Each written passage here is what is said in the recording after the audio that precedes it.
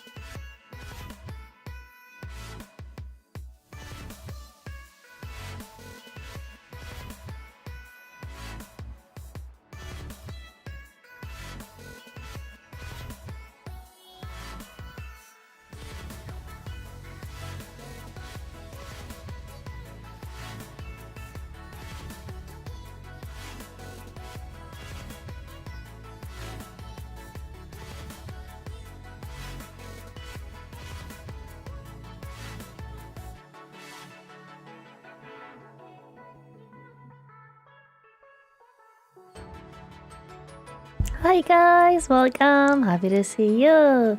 Hello SW5, welcome QQ, welcome to Ruin, hi Johnny, hello Imri, hi Limby Diddly Nather, happy to see you all. Hope your week is starting well, hope it's going okay. Yeah, it's me, Tori in the wild. You cannot capture me. You cannot capture Tori in the wild though. Tori in the wild stays in the wild. You know that, like, you have those, what are they called? like Animal Planet documentaries about animals, and you have they're in the wild and they do this and like they make us whole stories and they name the animals. I used to watch a lot of those, and I just thought of the when you have, I think it's in Pokemon that some Pokemon appeared in the wild or something like that. I don't know. I catch it from somewhere. So yeah, Tori in the wild stays in the wild. Cannot capture Tori from the wild. You cannot do that. You cannot do that whatsoever. But hello Volmaja, welcome. Happy to see you. How are you doing today? My start of the week is a start of the week.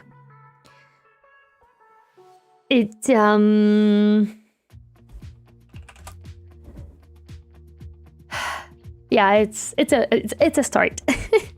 I don't have a good way of explaining. My sleep on Monday was awful. I couldn't sleep well. I struggled, but now I have my kiwi back because I have created a new habit of eating kiwi before sleep because it helps.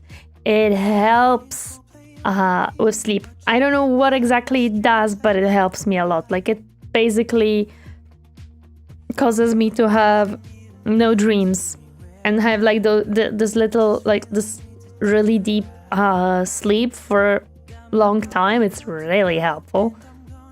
And I had to wake up early yesterday, so I of course was unhappy. I hate waking up early. Today I slept much better, but I'm still like not recovered from yesterday because of course I went to sleep late because I always do. It's so hard for me to like tell myself, oh, it's like 1 a.m. I should definitely go to sleep now. No. Also, Tilrain, thank you so much for 9 months. I appreciate it. Thank you. You can only capture wild Pokemon, so it might not be the best analogy. Well, you do not have a strong enough Pokeball to catch me. There you go.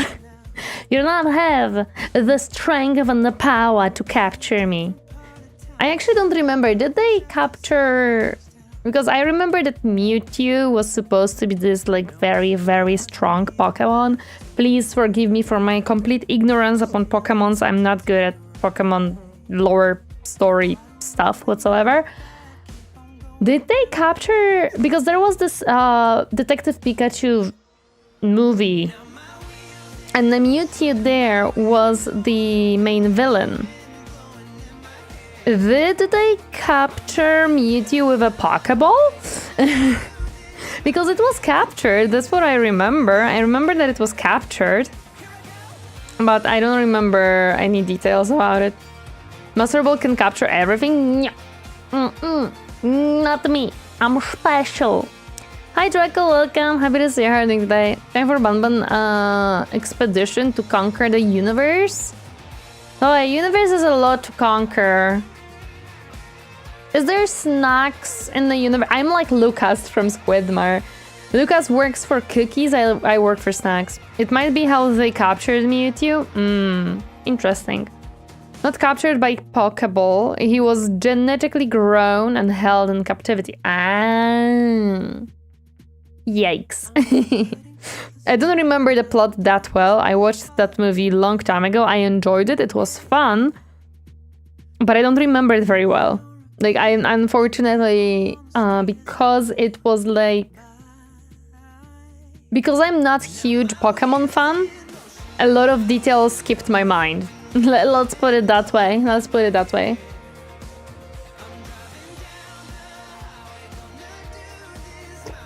However, I could use a Snorlax. I could use a Snorlax as like my pillow. Well, more like a bed. They're huge. Elder Clumper, welcome. Happy to see you. How are you doing today? Hi. But there is like...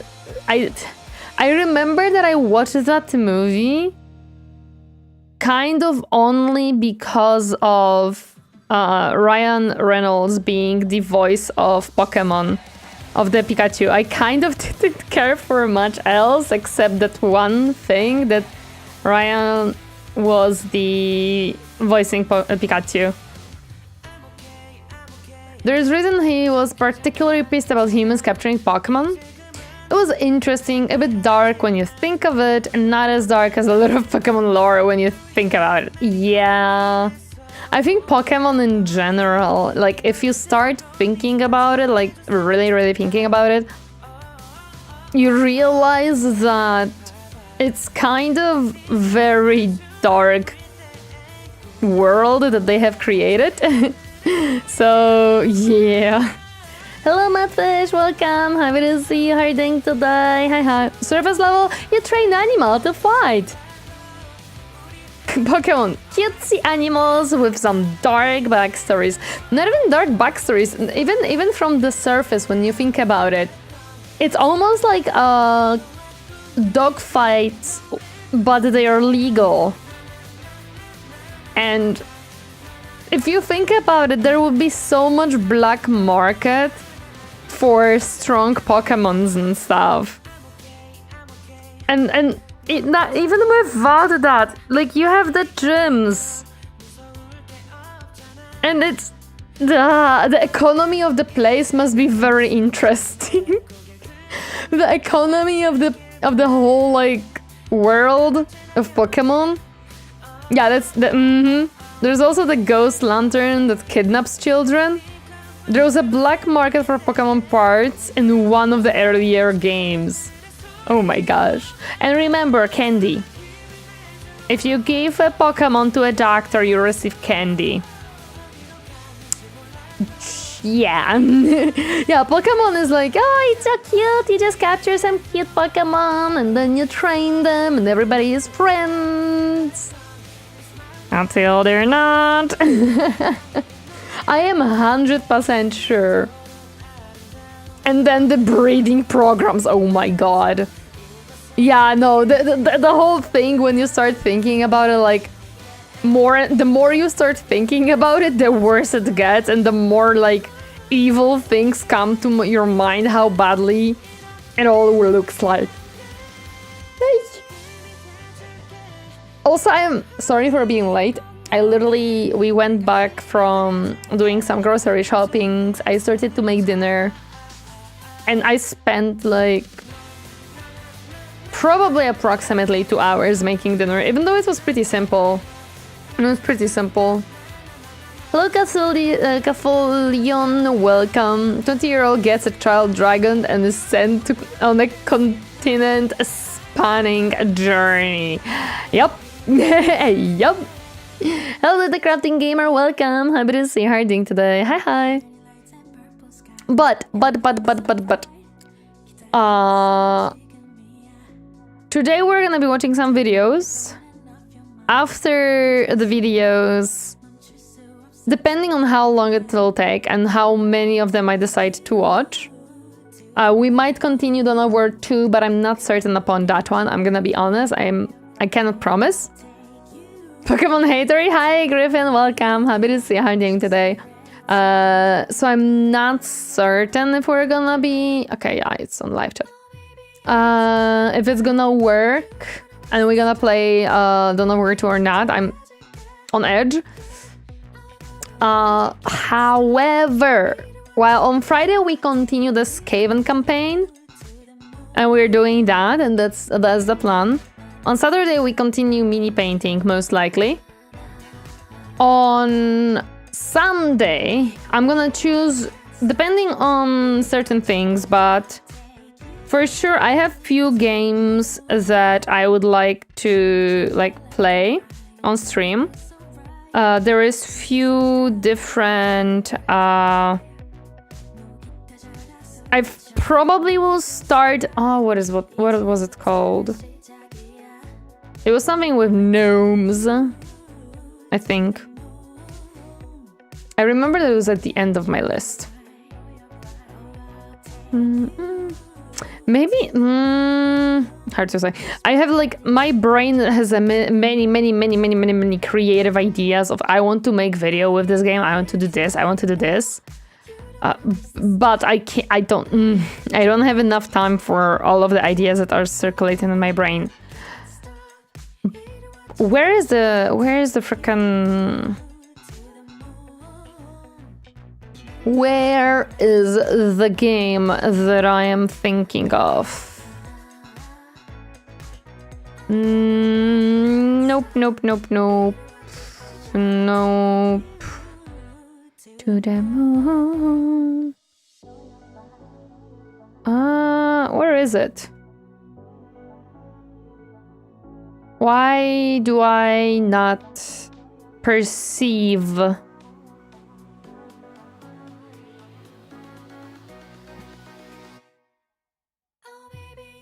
It's right now. You what was this time? I am blind right now. It's fine. No, it's not gonna be Nomoria. No, no, no, no, no, no, no. On positive side, Lapras in lore was saved from being endangered because of one dedicated fan who read this and started breeding them. Damn. Pokemon anime 10-year-old goes on a journey with an electric rat and gets almost killed by a gang of pigeons. Oh my goodness. Hello there, Plushie. Welcome. Happy to see you. How are you doing today? Okay, could you perceive my Steam? Oh, yeah, found it. Goblins of Elderstone. That's the game that I want to play. There we go. No, I don't own Nomoria, and I don't think I want to make that to myself. Yes, gnomes. Oh yeah, it's goblins. I knew something is off in my brain. Invent some more hours in the day. You know what? Sure. I actually... Today, my coworkers had a very funny conversation where one of them said to the other, since you already invented new storage capacities and capabilities with like deliverymans, could you also invent new times and ways of traveling to do this request faster? And the coworker answered that I'm sorry, but we do not have access to such technology just yet. It was funny. It was a very funny conversation about inventing things. I don't know, but I perceive you. Okay, I found the game that I was looking for, so that's good. Hello there, Count MacBear, welcome. Good evening, happy to see you. Oh, welcome back, Scout is dead. Long time no see, hi. If on edge, don't walk forward or fall over edge. I see. Gnomes. Gnomes. Yeah, that reminds me of McIntyre when he was talking about spelling words. And that he likes to throw things, like when someone is asking through the phone, could you spell that for me? And he throws a G like gnome.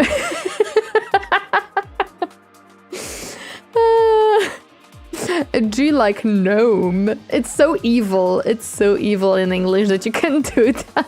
It should be illegal that if someone asks you to spell stuff, you put the words that have the C like character. No, I mean, yes, that's also evil. That is indeed also evil. C like character. E like it. No, that's not true. That doesn't work, Telerin. E like... like there. Oh, no. How is it not set? Is it P silent in that beautiful dinosaur? Hello, Potato, welcome. Happy to see you herding today. Hi. Yes, how? So you just say pterodactyl? That doesn't make sense. That is not the name of the dinosaur. The name of the dinosaur is pterodactyl. There is the P. Oh, P like phone. Can you spell this for me? P like phone.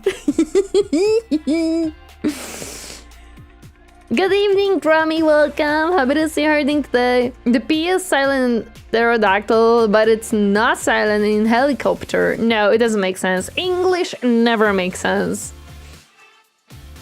Are you calling it Peter, yes! Like, I don't know. I thought that that's how you say it. I thought. I was wrong. I was wrong.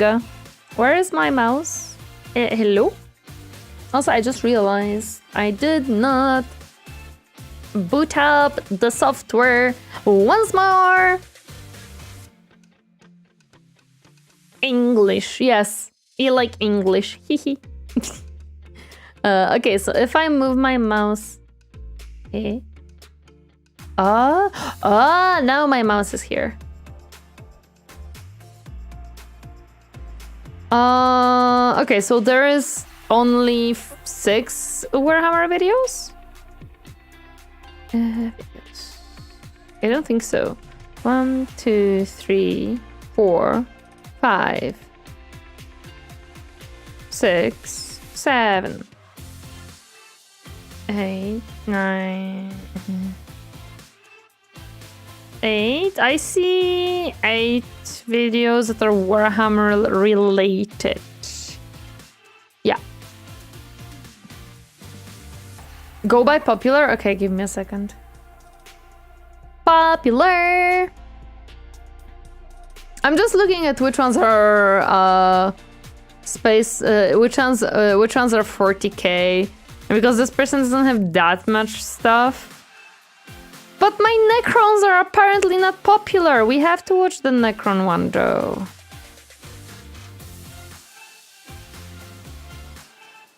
We can watch it in the, like, from the popular to the least popular, that's fine. The bee doesn't want to disturb anyone. Hello there, Heroic Bob, welcome. My English is the Italians' fault for carrying all those Mediterranean dialects over here 2000 years ago? Sure. Sure, let's blame the Italians. That's gonna do us well. That's gonna do us well.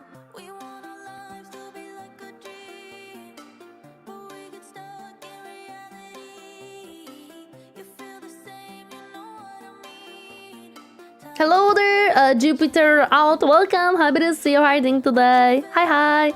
Okay, let me stop the music and let me start the videos. I think it's a good way of going about it. Okay, so it's not important. Although, let me just boot up the video. Well, not boot it up, but like, there we go.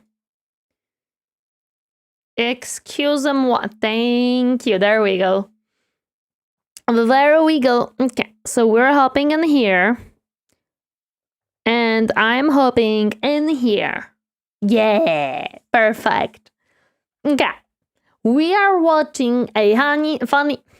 Oh my goodness. I did buy honey today, so maybe it's on my mind a little bit. But we're watching a funny haha video. Probably several of them. About Warhammer. They're funny animation. Off to a great start. Yeah, today, yes. Fun fact apropos language. If you spell socks fast, it sounds like you're speaking Spanish. S-O-C-K-S. No, S-O-C-K-S. S-O-C-K-S. I see. I think I understand what you mean. Hello there, Warishman. Welcome. Happy to see you hiding today. Hi. Okay. Let's start a funny haha video animations about Warhammer 40k. You weren't born. Okay, of course you were born. This is Warhammer 40k. Your luck wasn't landing you as Jesus. You were... Wait, what? Also, tell me if the audio is too loud or something. I can always lower the video audio. I missed one part. Give me a second. I have to listen where the Jesus came from. Of course you were born. This is Warhammer 40k. Your luck wasn't landing you as Jesus. You were born screaming, covered in blood, and probably already being judged by a servo skull with a clipboard. Yeah, the server skull just checks if you're already a heretic or not. If you have any heretic in you, well then, no point of raising you. But if not, then you can continue. But that part where you got to be a person, that ended fast. Because someone looked at your orphaned, half-feral 13-year-old self and thought, yeah, let's give that kid acid spit and a rocket launcher. Oh, that makes sense. That's definitely gonna work very well. Very efficient. The faster you give them the acid and the rocket launcher, the faster they learn how to use it. Thus, the faster they can go and use it against the enemies. Makes sense, makes sense. And they harm less people around them in the process, of course. First, the tests, then the surgery, then the upgrades. They installed Upgrades, people! Upgrades! Is very important. 19 organs. Not metaphorically, they literally opened you up and started adding them. Well, they are important. That's where I went wrong in my teens. No rocket launcher. Exactly. See, if you got the rocket launcher, everything in your teens would be so much better. So much better. Bro, looking like a stuffed turkey, listen, it's for his own good. It's for his safety. If one B2 punctured, it's okay. He has another one functioning just as well as the first one. Sometimes being a stuffed turkey is a good thing. One lets you eat poison, one lets you breathe in space, one lets you lick dirt and taste its feelings. Wait,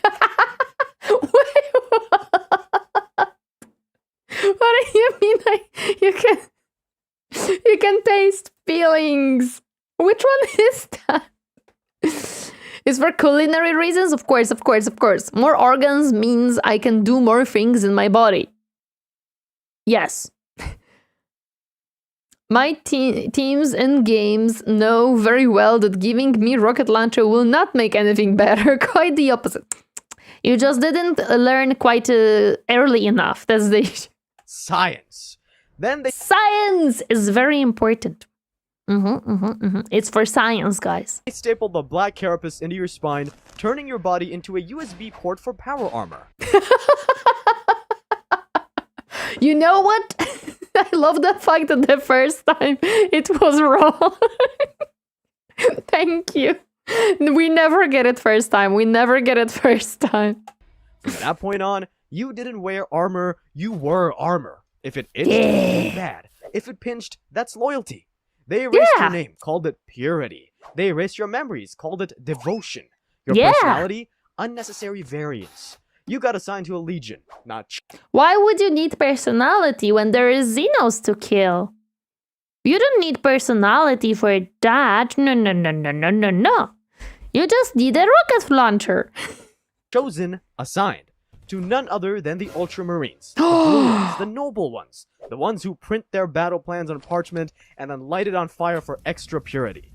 They are the blueberries! He is the blueberry. It is not a time for personality. Exactly, it's not the time. You didn't feel noble, you just felt heavy. But you are noble now. In a training cage. No names, just chain, weapons, and trauma. Chain, weapons, and trauma. Are the chains for the weapons? Oh, here it is. Hello there, Lasgla.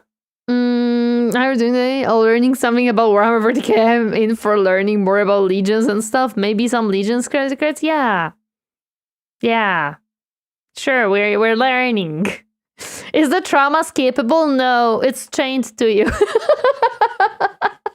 That's what the chains are for the trauma. Yes, unless you're into Slanesh. Uh-oh. No. We checked with the servo skull. At the very beginning. There is no Slanesh here. No. Chain sword, chain fist. I think they put chains in 40K, not just in Fallout. Don't need a personality to shout for the Emperor. Just need bigger lungs and a megaphone. I think they already have big lungs, so yeah. There are 3 acceptable personalities. Daka, Stab, and Burn. Lol. Of them hadn't blinked in 3 weeks. One quoted scripture in his sleep. One kept talking to his bolter like it was... Look, it has googly eyes! He has no personality, so the bolter has personality. It's okay. We accept the bolter personality. His dead twin. You learned fast, because asking questions got you reevaluated, and reevaluation meant getting stabbed and replaced by the next kid in line. Uh-oh. You were told this was brotherhood. It mostly felt like structured emotional damage.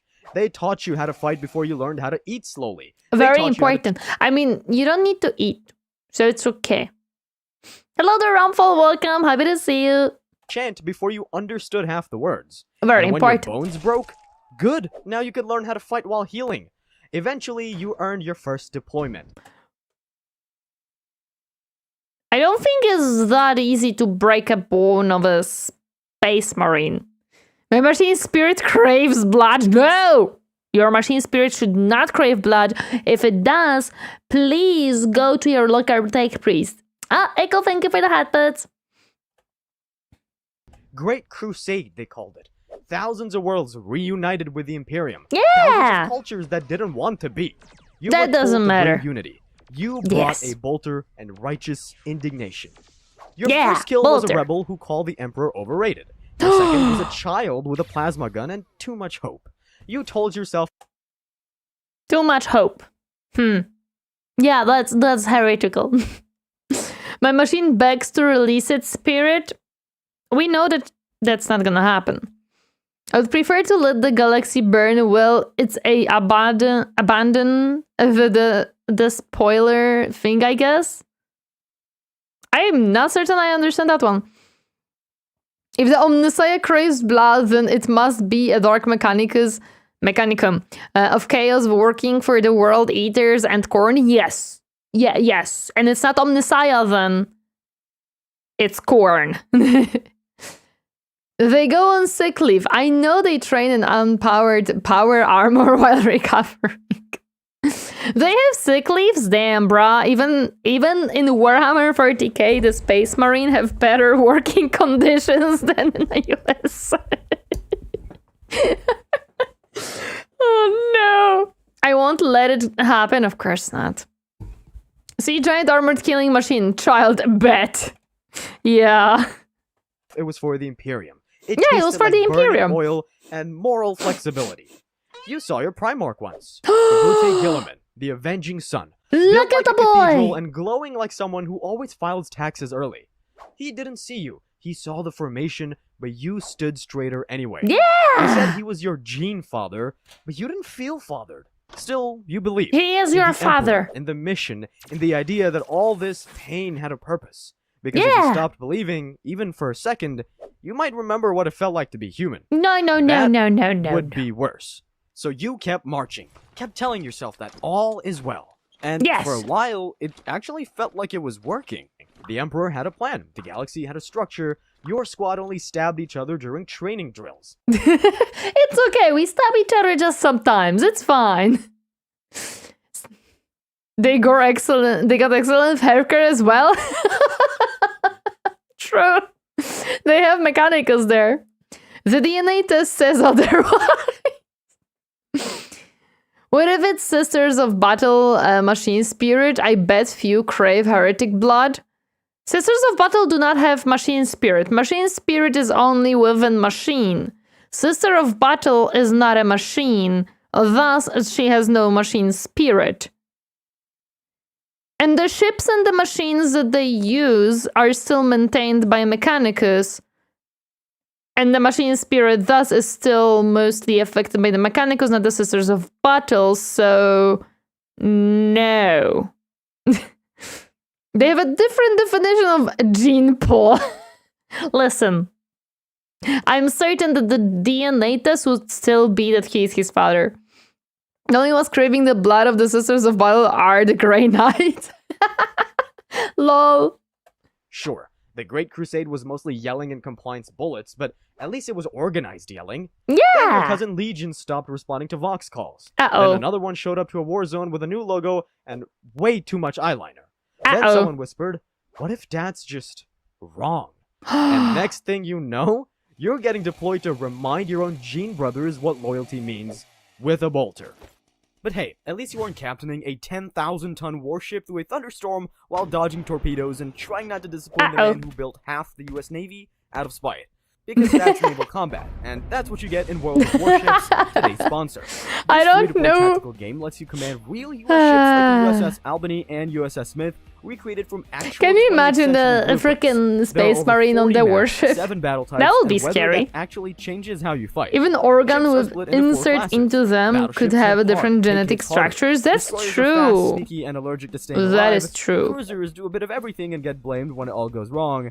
And carriers just press buttons from across the map and pretend it's strategy. Right now, there's a 4th of July event I feel like I would be very happy with a carrier. And striped skins and enough Just firepower to press make even buttons new and players definitely regret. is So if planned. you want to command All actual according to naval plan. history instead of getting vaporized in a cutscene, There is no click on the Sunday description Orgasm. or pinned comment and use code STEPUP to get 7 days premium, 1 million credits, 500 doubloons, USS Albany and Doubloons. USS Smith for free. Is it It's on PC balloons? and Oh. console, and unlike many clickbait games, World of Warships is free. So yeah, the only heresy here is not clicking the link. Grab your fleet, claim your rewards, and use code STEPUP. I'm while sure the there 4th of is some July other event's still heresy live. in there. Now, I'm back to the certain. cousin-on-cousin trauma. No! You thought the Xenos were bad? Try explaining betrayal to someone who shares your chin structure and war crimes resume. You were promised Lol. unity. What you got was cousin-on-cousin warfare No! and the galaxy's worst family Not my reunion. cousin! I still prefer War Thunder. Oh, I know. 1 minute, you're chanting war hymns with a guy over a ration brick shaped like guilt. The next, he's across the battlefield wearing the same armor, just slightly moodier, whispering about how the Emperor isn't who he's used to be. You shoot him in the throat. He is just it's a phase, Mom. It's a phase. I'll play World of Warship when they add a Ranfkale Space Wolf flagship. You may wait quite a long time for that one. He doesn't flinch until the second shot. You don't Oh. even know if that counts as heresy or just extremely aggressive disagreement. It was That's the just a moment the phase. galaxy flips, and we call it the Horus Heresy. Like branding the end of sanity makes it easier to file. Half the legions go full cult core. One Yep. Primarch stubs his ego, and suddenly you're being told to reunite at Bolter Point. Horus betrays the Emperor, the Council Yep. of Nicaea bans librarians, nobody Yep. checks the math on that. Now Nope. every third psyker is auditioning for a warp-themed exorcism speedrun, and you're Yep. stuck babysitting a chaplain who thinks PTSD is a training opportunity. Your sergeant calls it a civil war, the chaplain calls it divine testing. Oh my You just call god. it Thursday. You're deployed against the Sons of Horus. They don't wear Luna Oof. Wolf White anymore. It's a sea green and spite. You recognize one of them. You trained together. On that moon with the servo drones that kept electrocuting people for character, he helped you bury one. You don't bury him, you vaporize what's left, burn the soil, and keep moving. Loyalty used to be simple. Now, the word bearers are quoting scripture mid-stabbing. The It's well, you no, embarrass children. That's, you know what? I feel like instead of how to torture, it should have just huge letters of smut on it. I feel like that's what they would be reading right now. I'm hearing a lot of arguments for why you don't want the personality. Yeah, I feel like it. I feel like it. Yeah, I think we shouldn't have personality, people. True, thank you. it should have just a huge smut on it. I'm sure that it would be for science, guys. I'm sure. Emperor's children turned civilian torture into performance art. It's art, okay, Mom. Wait, what was the deleted scene from The Office? It's hentai and it's called art. That's the logic of Emperor's Children. It's a hentai and it's called art. World Eaters gave up grammar entirely. I'm sorry. Well, yeah, there is a deleted scene from The Office when Stanley gets bumped into and the tons of like anime pictures fall out of his little like filing a little, not a bag, but like something like that. And then in the little room when they talk to the camera, he says it's called hentai and it's art. You can search it on YouTube. It's a very well-known meme of Stanley that was deleted from the TV series. It run holy. Yeah, you can search it on YouTube. It was actually, it's one of the most famous deleted scenes from The Office as far as I am aware. and now communicate exclusively through chainsaw decibel levels. One guy in your squad starts muttering about visions. He carves something into his armor and calls it decorative. The chaplain calls it a reason to bring out the flamer. You don't ask questions. You just start cleaning your bolter a little more incessantly. It's important. They say this. Asking questions takes time and answering them takes time. We don't ask questions. We just act. Siege of Terra is coming. That the Emperor will make a final stand. That this is the moment that defines the Imperium. You're not so sure. You're currently knee-deep in dead heretics, guarding a trench that smells like burnt prayer scrolls, watching another Thunderhawk crash like divine satire. You reload. You look across the field and lock eyes with another Astartes. Same gait, same armor, same slightly exhausted posture. You shoot first, because if you hesitate, you're next. And just like that, it's no longer about crusades or banners or faith. And before you can catch your breath, the call comes down. Terra is under siege. Time to go home, or what's left of it. Wait, is Terra Ultramarine home? No, they have a different planet, right? There is Ultramar. Isn't that the planet of Ultramarines? So Terra is not home for Ultramarines. No, Macragey? Wait, what? Yeah, so Terra is not home for Ultramarines. There is a different one. All right, Ultramar. I was like, am I crazy? Is Ultramar not Ultramarine planet? Home as in humanity's home? Oh, that's what makes sense. Hilder Hadrix, welcome. This is it. The final stand. The moment that saves humanity. You're not in the throne room. You're not even near it. You're 3 decks down. No. You cannot be near the throne room. That's not where you go. At this point, all the legions have some marines that were born on Terra. Seriously? How? Hello, Lovebrook. To be fair, the first founding, the first marines in 30k were Earthmen. I see, okay. Crawling through sewage tunnels beneath what used to be a museum. Above you... Oh, there is a museum on Terra? Oh, damn. I didn't know that. Titans fighting like kaiju-sized divorce Big lawyers. boys! Below, you and 6 exhausted brothers bleeding into trench rot and whispering litanies like they're bug repellent. It's you important. hold the line for 13 straight days, not because you're brave, because the Medicaid ran out of stims and figured anyone still moving was fine. You fight through traitors, demons, collapsing infrastructure, and your own growing suspicion that maybe this divine plan was more like a group project where everyone died and the Emperor took the credit. No! Then it happens. They say Horus is dead, that the Emperor lives. You don't feel victorious, you just feel tired. You clean your bolter, again, eat another ration brick shaped like a purity seal, and wait for someone to tell you what's next. Nobody does. The psychers go quiet. The chaplain cries for the first time in his life and pretends it's condensation. The sky looks wrong. You ask if we won. They say the Emperor endures. Which is code for he's been stapled to a throne and wired into the psychic mainframe like a divine Wi-Fi router. So he lives, kind of. Maybe. A little bit. Yeah. All the legions were formed on Terra before finding the Primarchs, except maybe Alpha Legion. Okay. Except maybe Alpha Legion, because guess what? We don't know anything about the Alpha Legion. Oh, I was right. Macrage is their homeworld in the realm of Ultramar. Oh, I see. Terra is the home of the High Lords of Terra, specific, a council that rules the Imperium and commands the military, and they rule over the Imperial Guards as well. See his body, but you saw the aftershocks, the silence, the sermons rewritten mid-sentence, the people too scared to ask what alive really means anymore. They say he chose this, that he's watching. You look around at the broken wall, the shattered squads, the half-dead world you're now responsible for protecting. But there's no time for grief, because the traitors, they're not dead, just running. And the Imperium, it's not victorious, it's about to get rebranded. Rebranded? Banners, new rules, same nightmare. The heresy ends on paper, but the cleanup, that's just getting started. They told you. So, we repel them, but we kinda gotta catch them now.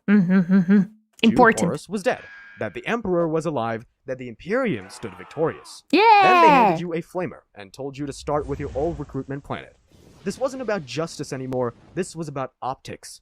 The scouring wasn't a war, it was a cleanup. One by It's important. You have to make sure that it's clean. by one, you chased the traitor legions into the Eye of Terror, world by world, monument by monument. If it Very wore the good. wrong colors, burn it. If it quoted the wrong scripture, burn it. If Yep. it didn't cheer loud enough during a compliance parade, double Burn it. You asked Yeah. if this was still holy work. The chaplain stared at you so long you started reciting litanies out of guilt. You get a fresh You don't ask. It is. You don't ask questions. What did we establish? purity seal and told to stop asking Yay. questions. You pin it to your chest like it's supposed to keep the memories from leaking out. Spoiler, it doesn't. The Codex Astartes gets introduced, which splits legions into chapters to prevent another Horus trading might for control. Gilliman writes it. And by writes, we mean Data dumps 500 pages of passive-aggressive war rules and calls it divine structure. I mean, listen, it's Gilliman. Of course, it has to be a written codex with tons of data combined in one book. It's very important, okay? Your job now includes checklists. You used to charge into battle with a chainsword and a scream. Now you submit a formation request and wait for... Why is his mark thicker than the other? What? I feel like something is wrong here. Why? Is it foreshadowing? Must investigate further. bolter clearance. Because he is more ultramarine. Of course. You lose your first friend to deviation. He wore his old Legion tattoo one day too long. Then say he retired. You find his helmet in the supply bin 2 weeks later. Sometimes, in the silence between deployments, you find yourself whispering their names. The ones they made you burn, the ones they made you forget. You say them in low Gothic, quiet, just once, then delete them again. Because Yeah, in very Imperium, important to delete them. memory is a liability. But paperwork? Paperwork is sacred now. Yeah, it's very important. Paperwork it keeps things clean. If Gilliman was in fantasy, he'd be a dwarf because he writes everything down. Yes. Bureaucracy is all they know. Bureaucracy is all sacred. Not a legion anymore. Now it's a chapter. Same colors, fewer brothers, more mandatory war chants. Some of your squad got Important. reassigned. Some volunteered to start new chapters. One vanished mid-briefing and came back with a different name and a promotion. No one asked questions. You just called him brother and pretended the old name didn't echo. There were no more glorious crusade charges. Now it's tactical engagement pattern gamma tertius. Approved by Now it's time to read and learn before you charge in. It's important. middle management and blessed by bureaucracy. You used to Yeah. win battles by instinct. Now you win them by PowerPoint. Your captain starts You have to put on PowerPoint for your captain. Oh no! The true horror of the war.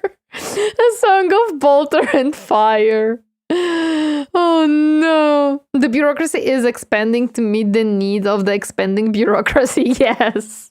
quoting subclauses mid-fight. Your sergeant carries a purity checklist. You find yourself missing the days when you just punched heretics and prayed after. Your chapter gets a new chaplain. He's younger than your helmet. Quotes doctrine like slam poetry. Calls the emperor the first spreadsheet. You laugh. The first spreadsheet. I feel like Mechanicus. At least it was PowerPoint and not Excel. It is Excel as well. It's both now. It's both. The horrors have begun. Then realize he's serious. And then cry a little. Silently, because emotion is still considered a soft Yeah. No emotions and no personality. No. You fight in a dozen more crusades. Against orcs, Eldar, and things so weird the administratum hasn't named them yet. Hello.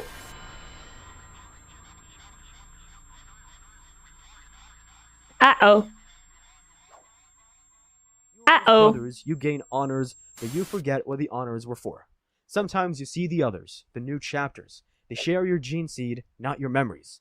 You used to feel like a sword. Now you just I feel like there might or might not be some craziness happening. We don't talk about it. feel heavier. And I don't mean emotional baggage. Okay, maybe No. I do. I can't be your narrator and your therapist, so like this one's on you. But hey, that's just aging, right? According to the Yeah. Codex, you're still combat effective, and if you're not, well, the Imperium has a plan for that too. You just get repurposed, so you keep going. Decades Yeah, like that's okay. If you lost 2 arms and a leg, we can still use you. There is always a way to use you. Don't worry about it. You can be still serving the Emperor. blur, wars change names, enemies respawn with new hats, and you've been at war for centuries, or at least it feels like that. You stopped counting somewhere around your 20th compliance campaign, or your 8th crusade. Or maybe it was that one skirmish where your arm got vaporized and the tech marine reattached it using incense, duct tape, and what might have been faith. Listen, it worked. He has back his arm. Point is, you're still here. And honestly, you're starting to think that is the punishment. The galaxy keeps changing. New Xenos, new cults, new ways to scream in languages your auto-translator actively censors for morale reasons. You once fought a creature that wasn't born in real space. Your captain called it a demon. Hello. You called it Tuesday, because Thursdays already got booked. Yeah, Thursdays are already there, so it has to be Tuesday now, guys. Thursday is for the Horus Heresy. Tuesday is for the horrors from the space. It's okay. The warp storms get worse. Time fractures. One mission takes 2 hours for you, 12 years for everyone else. You return to base and find out your chapter already mourned you, replaced you, and assigned your bunker to a servitor named Lol. Clanky. Clanky's Clanky took over your bunker. Oh no. Not the Clanky. No. No. We don't like that. snores loudly. You fight alongside newer recruits now. Primaris, shinier, Tuesday, demons. Thursday, tacos. taller. Built like bad decisions in power armor. They're Makes polite, sense. efficient, soulless. You don't hate them, you just hate that they still believe. Your chaplain starts mumbling during sermons. Your apothecary stops naming the dead and starts assigning serial numbers. You haven't prayed in 38 standard cycles. Not because you lost faith, you just ran out of new material. Sometimes you dream about your old squad. Sometimes you see them on the battlefield. Problem is, you're pretty sure they've been dead for 400 years. You ask the librarian if Oh no. No. They are not dead. They are alive in your heart, for sure. Hello, Vicaria. Welcome. Happy to see you. that's normal. He says, define normal. Then his nose starts bleeding. You Uh-oh. reload, you fight, you keep going. Because you're a Yeah, no, nosebleed is not good. You should maybe, inform someone. Cord might be looking. Space Marine. You don't get to stop. You barely remember getting reassigned to this new warp mission. 1 minute you're patching up a bolter with duct tape and sarcasm. That's the only thing that works. That's the only thing that works. Good old duct tape. The next, you're staring out at a pothole at a space that's technically illegal to look at for too long. Great, warp travel again.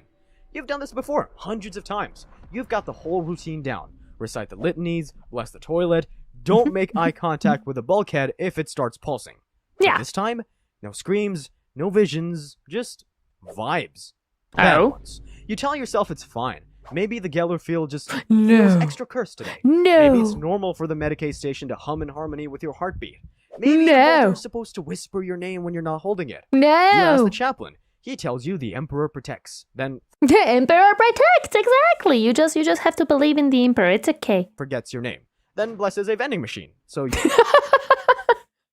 You know what? Blessing a vending machine is actually pretty cool. It might give you more stuff. you stop asking. Instead, you do what you've always done. Clean your gear, ignore the walls exhaling like they've got lungs. You start dreaming weird again. Not scary, just familiar. Too familiar.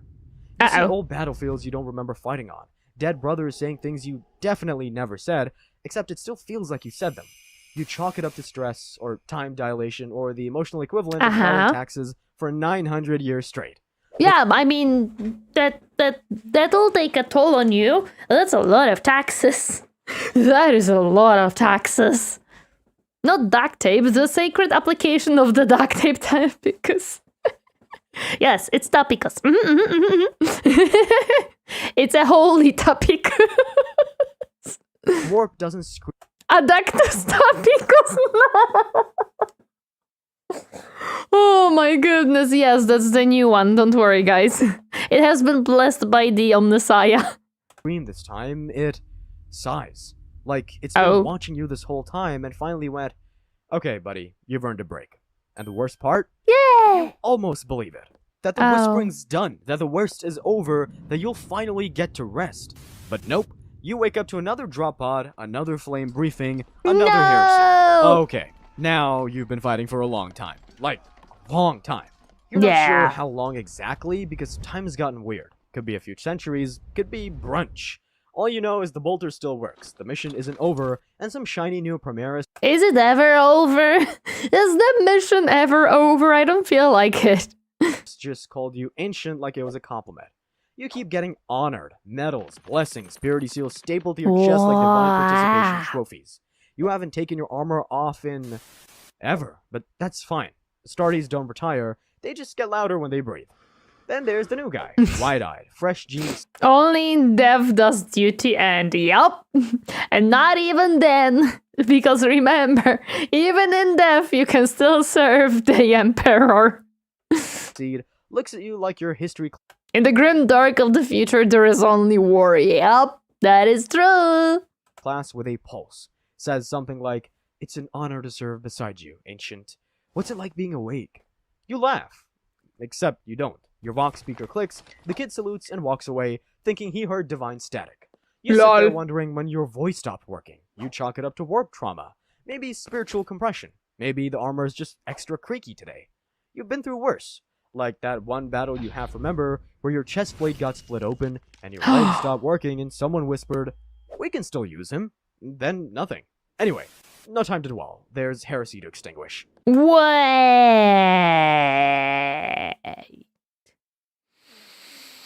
Interesting that he is still not a big boy. Mid-battle, mid-flamethrower burst, you turn toward a shattered wall panel. It reflects just enough light for you to see a sarcophagus, wired up like a cathedral fuse box. A big boy! Fist the size of jet bikes, legs bolted to a mech frame. Your frame. Oh. Huh. You're a dreadnought. Yay! He became a big boy! Let's go! He's a dreadnought now! Okay, cool. Cool. That explains a lot. The memory gaps, the voice delay, the weird dreams, the fact that you haven't blinked since the Horus Heresy. Yep. You were expecting a dramatic reveal. Choirs, maybe. Instead, it's just you, your reflection, and the slow realization that you've been kind of dead for 300 years and still not on break. Uh-oh. Oh, he forgot that he's a dreadnought. No! You nod to yourself. Or at least the sarcophagus nods. Close enough. You were a space marine. Now you're... But wait! Dreadnoughts can talk. Hi, Simia, welcome. Happy to see you. How are you doing today?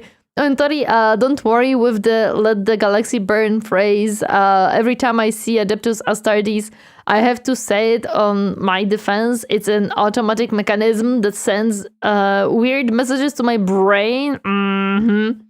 They can, but they're pretty grumpy. Well, wouldn't you be grumpy if you were stuck in a big sarcophagi? Well, actually.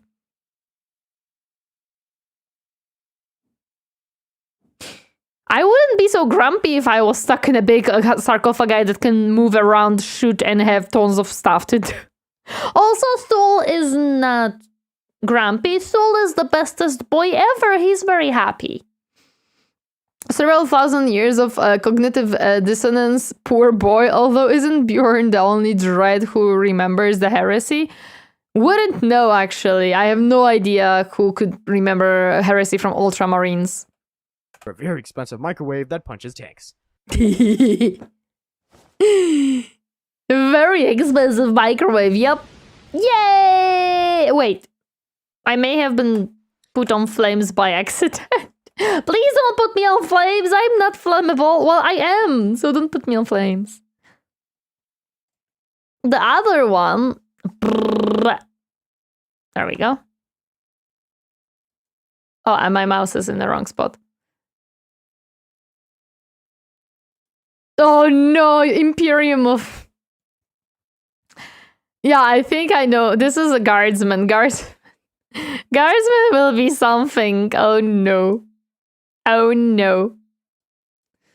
Don't worry, I'm being overly pedantic. Bjorn is Space Wolf. Oh, I see. I wouldn't know. Outbreak, okay. Dreadnought wakes up. Where is the enemy? Space Marine, no enemy. We just wanted to talk. Dreadnought, fuck off. Listen, he was having a nice nap. You would be cranky if you were waking up. He was looking up at the other Marine while in a Dreadnought body and looked like the newer, bigger version. So now, how big was that other Marine? I think it was just representation of how he felt, not how it was actually.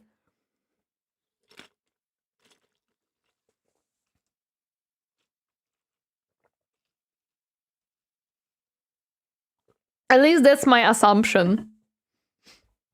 At least that's my assumption that that's how it goes. Space Wolves wake up their dreadnoughts for story time. Not even joking. Oh, that's adorable. Their dreadnoughts must hate them. Their dreadnoughts must hate them. But listen, they have so much story to tell. They have so much story. It's important. It is very important, yes. How else will you learn about the good old times?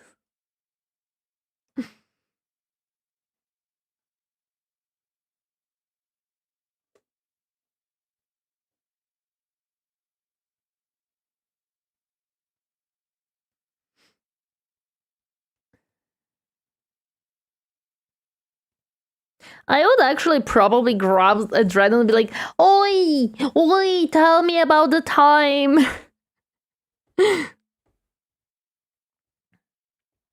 Tori fell asleep? No, I didn't. I'm sorry. I was answering to a message on my phone. I did not. Well, not yet. I didn't fall asleep yet.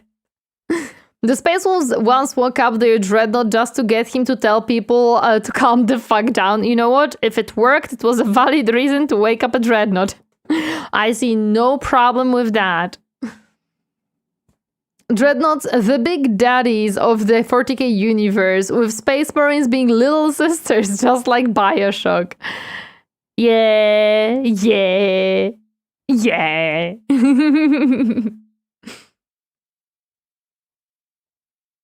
But I mean, I still feel like I would love to wake up a dreadnought for a story time. Dreadnought Daycare, telling stories for the little recruits! Yeah!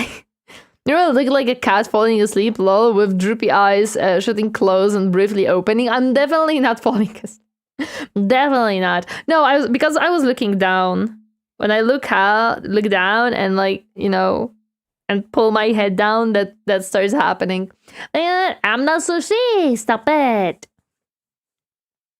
Also, hi, Lovebrook. Happy to see you. How are you doing today? Welcome, welcome. I'm not sushi. Don't you dare say so. There is like only 15 seconds left of the ad break. Not just any old people. He made the Inquisition back down from a full-on rampage. Damn. You missed Simia, did I?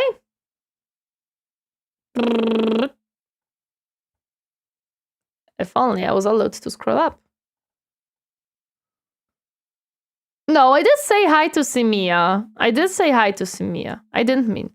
Been here for a half an hour. Thank you. Pretty good. No problem. I'm glad to hear you're good. Ah, wait. Time to paint some more minis and just listen away. Do it. I miss it somehow? Yeah, possibly. Okay, so we wake up again screaming in the 40k. That's okay. Screaming, not that anyone cares. The Medicaid servitor slaps a barcode on your chest and calls it a birth certificate. It says, "Good job, you have survived the birth. Bye-bye." Your mom names you 9 because 8 siblings died before you. Your dad... Oh. Well, at certain point you just start using numbers instead of names. Who needs names anyway? Dad? Already dead. No, wait, just conscripted. Same difference. His last Vox message was cut off by artillery fire. No! You'll learn this is called family time. School is held in a bombed out... Family time? Oh no. You're Marine 47, no! Chapel where the teacher's missing an eye from asking too many questions. The Yep. curriculum, advanced obedience, and how to identify heresy in your neighbors and yourself. Lunch is protein paste that twitches in the bowl. Recess is watching the makes sense. Arbites execute a man for stealing a cup of water. He cannot steal a cup of water. It's very, very evil. It's heresy. The only toy you get is a spent bullet casing. By tomorrow, you'll trade it for half a moldy protein. By 6, you can recite the litany of hate but can't spell hope. By 8, Why would you need to spell hope? That's not an important word. Well, these dreadnoughts aren't fun. They get you on the battlefield against your own. Well, yeah, I know. you sleep through hive quakes like they're white noise. By 10, they hand you a shovel and assign you to the corpse recycling vats. It's very If first shift important starts at part. dawn, you'll be dead by noon. Hopefully. No, then you're gonna be fine. You're not gonna be dead, no. The corpse recycling plant's orientation is a single grease-stained slide. Stir or die. Your trainer, a half-rusted servitor with one arm replaced by a meat hook, demonstrates technique by fishing out a skull and dropping it back in. This is considered onboarding. Your job is simple. Stir the human soup, skim the floaters, teeth, belt buckles, the occasional dog tag, and try not to recognize the tattoos. Yeah, don't look at them. Just don't look at them. You just stare. You stare away. Yeah. And then during lunch, you see lunch in front of you. That eagle design? Old Man Hendors from Block 7. He gave you candy on Sanguinala. Aww. Now he's giving back to the community. The foreman calls this the Yay! Emperor's Mercy. You call it a felony in any sane universe. Lunch break is 6 minutes to choke down a protein brick that tastes like regret and broken promises. The water ration fits. smells like a boot, but you It fits. It's okay. During lunch, you see the same tattoo. Oh no! I hope no. drink it anyway. Dehydration turns your piss orange, and you can't afford a trip to the Medicaid. Why can't you? I mean, corpse starch for the masses. Yeah, it's important to recycle. Trick is disassociation. By week 2, you've perfected the vibe check out technique, staring blankly Vibe check out. into the nutrient slurry while mentally reorganizing your trauma like a Pinterest mood board. That one's for childhood neglect, that one's for liquefying old man Henders. I did not know that it can like move around. I thought that it would not move around anymore. The foreman mistakes this for exceptional focus and brings you a pamphlet that says, "Congratulations, hero, in what you hope is rust." Yay! The factory was hell, but at least it came with dental. The guard just gives you more ammo and a prayer that this bullet has your name on it. Turns out the guard doesn't train you, it conditions you, like a Grox being They don't train you, they condition you. Oh, they train you like a little doggo. They condition you like dogs. Must be a Nurgle bar? Yeah, must be a Nurgle bar. It moves. prepped for slaughter. That congratulations hero pamphlet? Lies. Your drill sergeant, a human-shaped brick with a voice box where his soul should be, greets you by throwing a live grenade into your squad and screaming, "Lesson 1, failure has consequences." The Medicaid bills you for the shrapnel removal. Your last gun is I mean, he's not wrong. It's just a little bit wasteful way of portraying the lesson, I would say. older than the heresy and twice as likely to jam. The manual is 1 page smeared with what you hope is oil. Warning, someone left friendly fire on.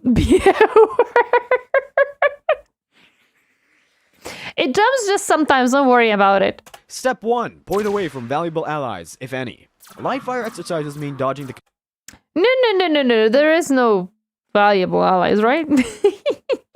commissioner's bullets while he tests your reflexes. Team build No, he also makes sure that you listen to the bullets. It's very important. It's part of conditioning. means digging graves for the poor birds who failed the friendly fire awareness course. You ask when you learn actual tactics, the sergeant laughs so hard he voids his pension.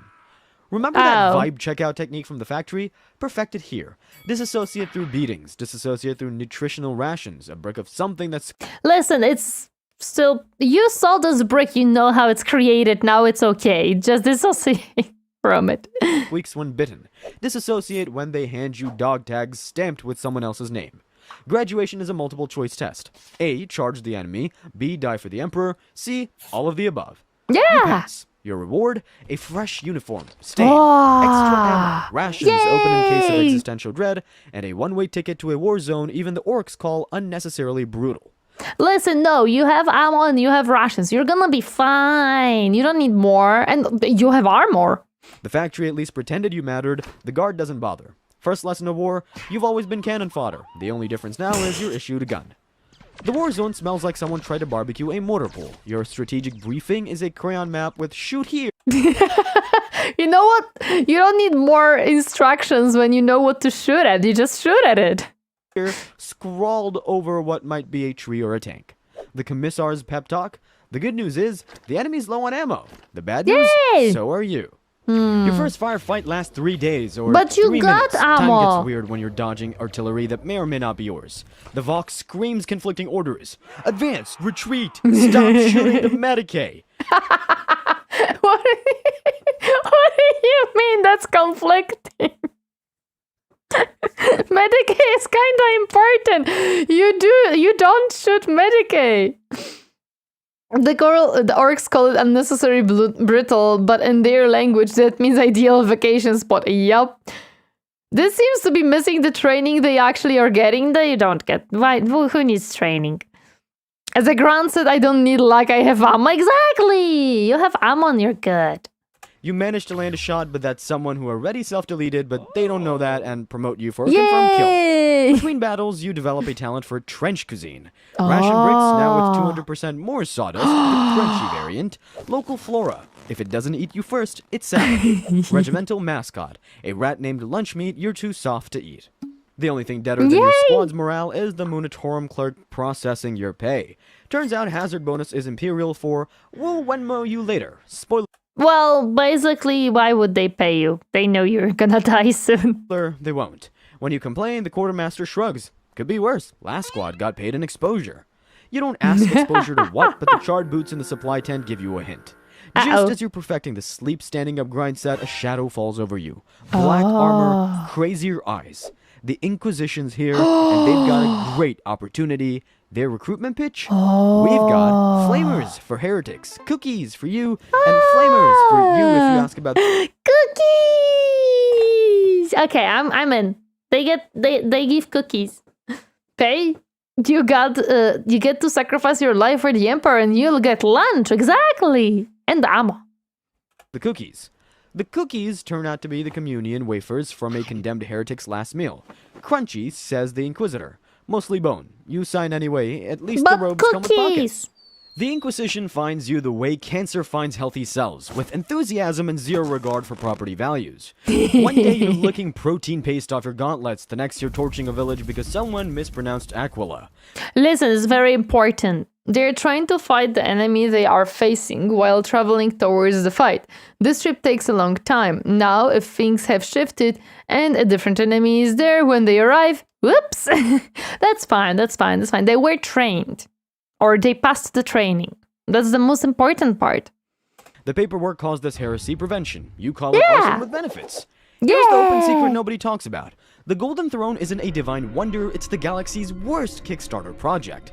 10,000 years past deadline, the creator is a desiccated corpse, and the backers are all dead. The Emperor, he's basically that one roommate who totally has the rent, while Venmo requesting your soul. Sure, he's holding back the 4 angriest HOA presidents in existence from turning reality into their personal demolition derby, but check the fine print. 1,000 souls a day just to keep the lights on? No, that's fine, Worst that's fine. deal ever. No, I don't think it's worst deal ever. It at least helps them to not starve billions. So there is, you know, some math that probably makes sense that I cannot make. Your job is basically cosmic janitorial work. The Imperium's collapsing. But if you... This guy sounds heretical. He really does. He really does sound heretical. I feel like the Inquisition should pay him a visit. Guardsmen are on par with our special forces. It's just that the rest of 40K is still 40K. Yup. Have you seen the electricity prices in Europe lately? 1,000 souls per day is cheaper. 1,000 souls daily or complete collapse of the empire. Tough choice. I don't know which one sounds better. Scrub hard enough with the Prometheum, maybe nobody will notice the foundation's made of corpses and copium. The irony? You're enforcing doctrines written by a man who hasn't tweeted since the age of apostasy. Electitio Divinitatis reads like a terms of service nobody read. They transfer you to the Mechanicus next. Not because you're special, because the tech priest needs someone to test their new faith-powered radiation They're just shield. interested in you. Your transport ship's Geller field flickers mid-journey. For 3 seconds, the walls scream. The tech priests call this acceptable risk. And as the sanctified Geiger counter ticks like a prayer bead, you realize the Imperium runs on 3 things. Blind faith, dead men, and the desperate hope that tomorrow won't be worse than today. Spoiler, it always is. The Mechanicus possesses you like a defective cog. 1 minute you're Inquisition fodder, the next you're strapped to a diagnostic altar, while tech priests debate whether your pain screams are wholly binary. Well, listen, the flesh is weak and we have to just test how weak is it exactly, okay? It's important test to run. Turns out the OMNISSIAH's faith has fine print. Blessed are the broken, for they generate service fees. The machine spirit is always right, even when it's murdering you. The tech priests refuse to repair your last gun until they've appeased its machine spirit with 12 hours of bite. Listen, it's important to appease the spirit of the gun. You can't just repair it like that. Mary chanting. It's a tube with a trigger. Your training involves testing radiation shields by standing in a glow-in-the-dark closet while priests chant at a Geiger counter. When your skin peels, they call it divine abrasion and upgrade you to bionic. The surgery takes 6 hours of liturgical screaming. I forgot that they don't know what a painkiller is or like to anesthesia stuff in 40K. That's not a thing. The anesthesia is a single hymn titled Suffering is Prayer. You wake up with a new eye that sees every wavelength but can't unsee the truth. The golden throne isn't failing, it's running on 10,000 years of duct tape and prayer. The Mechanicus just keeps hitting snooze on the apocalypse. Nah, just kidding, guys. There's no apocalypse incoming. Don't worry about it. Don't worry about it. Your augmetic whirs. The tech priest nod. Somewhere a toaster dings. The machine cult continues its sacred duty, pretending any of this works. The whispers start the moment your augmetic eye glitches. At first, you blame machine spirits until the blood droplets in your vision form. Uh-oh. That is not a machine spirit. Mm-mm. When my gun shoots small suns and the dude repairing it is crazy, I'd pray too. True. Words. Turns out the warp has HR reps, and they're very motivated to poach Imperial talent. First contender, Korn. The god of rage, skulls, and terrible office culture. Pitch, tired of dying for a corpse? Die for glory instead. Perks? No, just die for blood. For the blood god and skull. For the skull throne. You will have a goal. Anger is now your job description. Yeah. Mandatory acts. Health plan covers sharpening, team building, skull bowling, every blood Friday. Yeah, that sounds awesome. Nurgle, the grandfather of plagues, despair, and surprisingly good benefits. Pitch. Why fight decay when you could embrace it? Perks. Lifetime employment. Literally, you stop dying. Free microbiome upgrade. 600% more tentacles. Work from anywhere. Your body is the office now. Then comes Zinch, the architect of schemes. There is the offer, dude. I'm gonna do whatever I feel like, and you're gonna do it too. Stabbing and corporate ladder climbing. Pitch, promotion guaranteed. Title may include screaming horror. Perks. And also, you never know if you're climbing upwards, downwards, or sideways on that ladder. Did I hear grandfather Nurgle? No, you did not. Unlimited career paths. All involve tentacles. Company retreats in the warp. All expenses paid. Wait, not tentacles. All with the feathery bird wings. Zinch, office politics turned up to the max. Oh my god. Flexible scheduling. Your shifts will occur in 37 different timelines simultaneously. Free identity theft protection, because we'll steal yours. Oh, The yes. catch? Signing means eternal damnation. Your skin becomes optional. That one coworker literally stabs you in the back. And finally, Slanesh. The muse of excess, HR violations, and mandatory fun. Pitch? Unlimited overtime and pleasure centers. Perks? Your pain is productivity. Endless performance reviews. Company retreats in the Palace of Pleasure. BYOB. Bring your own bones. Catch? Your soul severance package is eternal screaming in stereo. Your wing options when the Inquisition crashes through the wall. Turns out they monitor all heretical career opportunities. Whoops. The Inquisition's heresy intervention leaves you 2 choices. Death by flamer or death by Tau PowerPoint presentation. You dive through a stained glass emperor, sorry lord, and land at the feet of a very confused blue guy holding a pamphlet titled The Greater Good. Your suffering is optional. The Tau are like if a commune...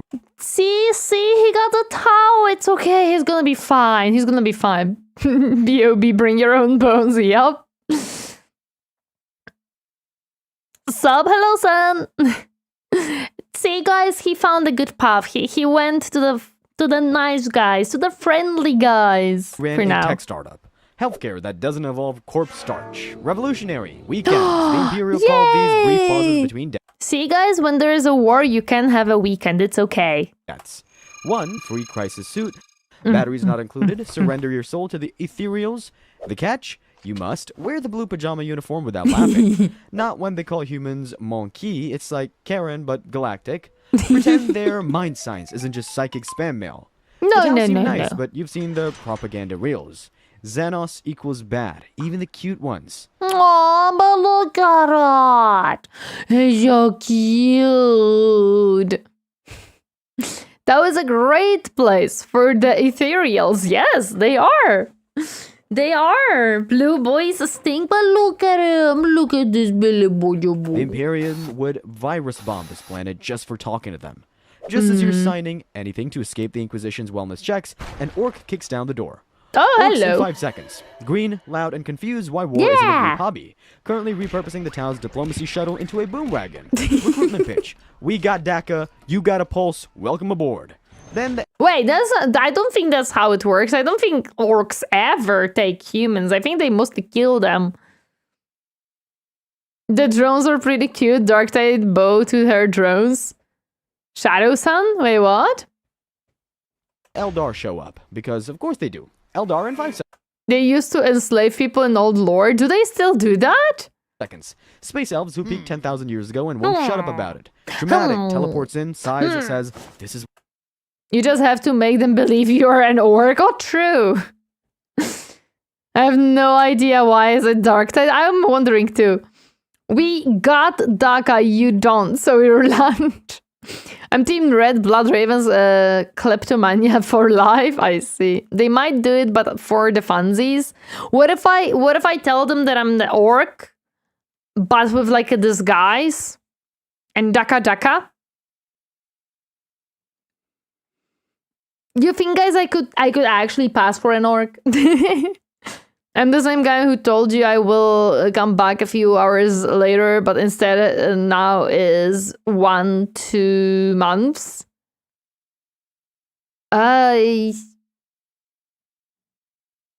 don't think I recognize your name, so if you were chatting only like once, then probably, unfortunately, I don't remember that. And I don't know if YouTube has chat logs. Orcs never lose. If they win, they win. If they run away, they can come back to fight again later. Hey! If they die, Grok and Mork spit them back into a new body to fight again. And also, if they died in a good fight, so it's fine. Too small to be on orc? Damn it!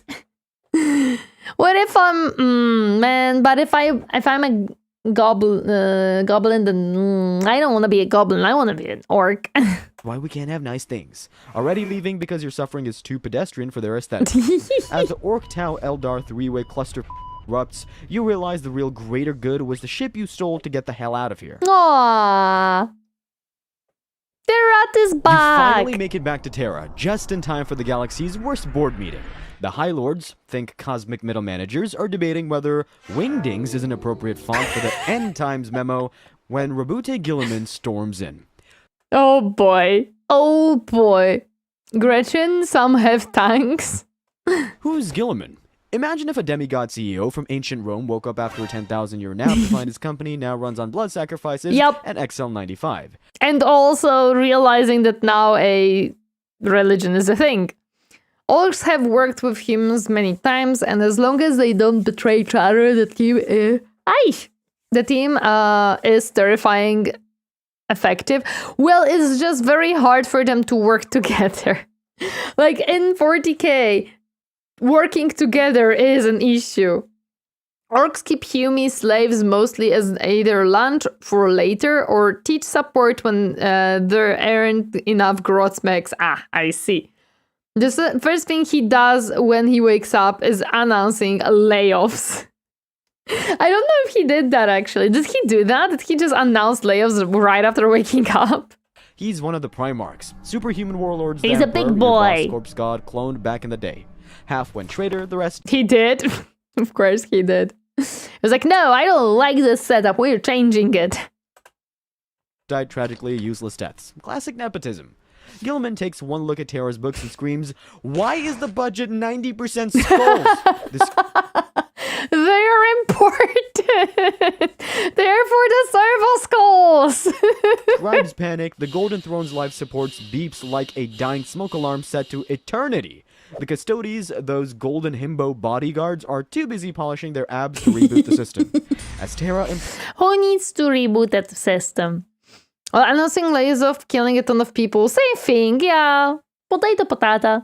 implodes, Gilliman's orders for some human batteries to be round up. The Mechanicus starts lotto drawing names. The custodies end up volunteering you for divine promotion? Their words, not mine. Your prize? A golden collar and a front row seat to the Golden Throne's dying sparks.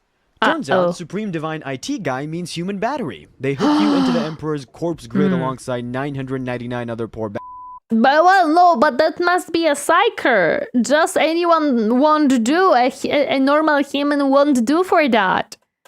The tech priest whispers, "Don't worry, you'll power humanity's light for centuries."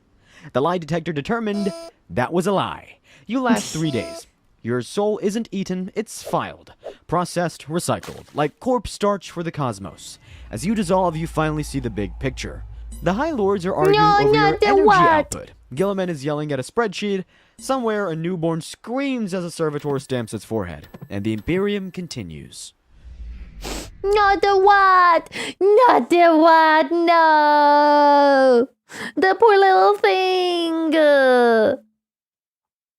The poor little thing.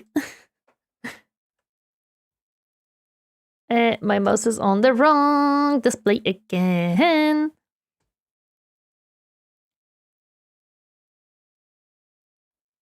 Hi, Donald, welcome. Happy to see you hurting the pilot battery. Same thing. Potato, patata. I kind of wanna. So, what's the plan? Dawn of War 2? No, I'm not gonna play. I struggle to comprehend things. If I booted up the game right now, it would not go well. It would not go well whatsoever. No. I cannot play the game today.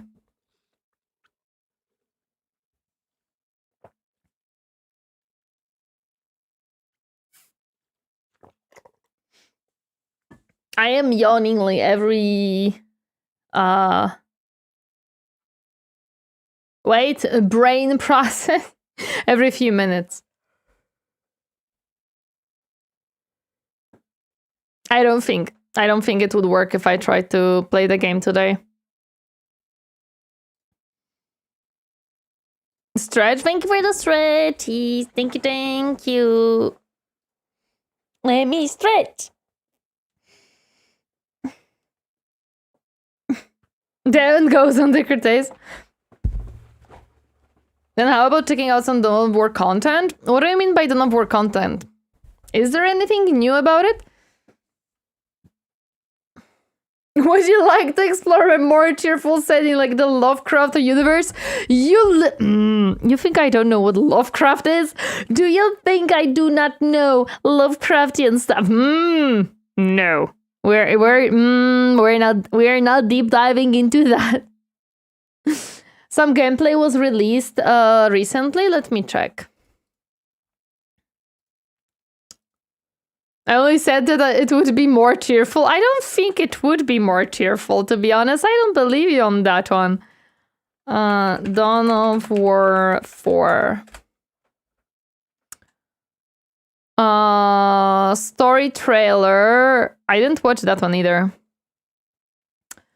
Official works. Orcs faction trailer. Gameplay. Zerkovich does ring a bell, so technically we could watch him. Mm. Oh, I'm guessing there is not like a official official gameplay from the Deep Silver. I'm guessing the only one is from Zerkovich that is more popular. It's like a 12-minute video. And it's 9 days ago. The other one was from 5 months ago, so it doesn't matter. There is a video about all the relics and blood ravens have made by Astartes Anonymous. If you're definitely playing Blood Ravens when you reach Dawn of War Retribution, you should look up Captain Bloodflag's best line. He has the best accent in 40k. I'm gonna be playing Mechanicus because there is a Mechanicus. Okay, let's see. Let's see what Zerkovich has to say. Because he has something to say. Let me just do this. So, Dawn of War 4 got some campaign gameplay revealed to us through IGN recently, and in true IGN fashion, they said not really a lot, at least for anyone. Wait, okay, so there is a gameplay, no Mechanicus in Retribution? What do you mean till ruin? Wait a second, so there is a gameplay release from IGN?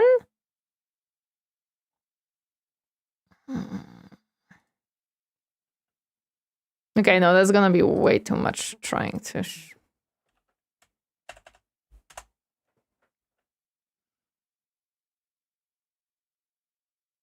Oh, so this is in-engine trailer.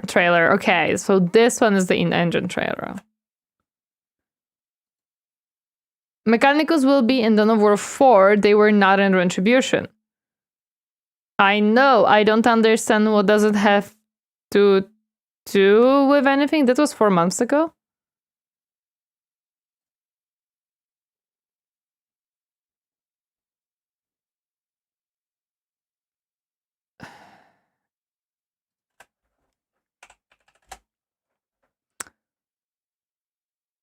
Okay, so why this was not... Oh boy, why this was not really at the top?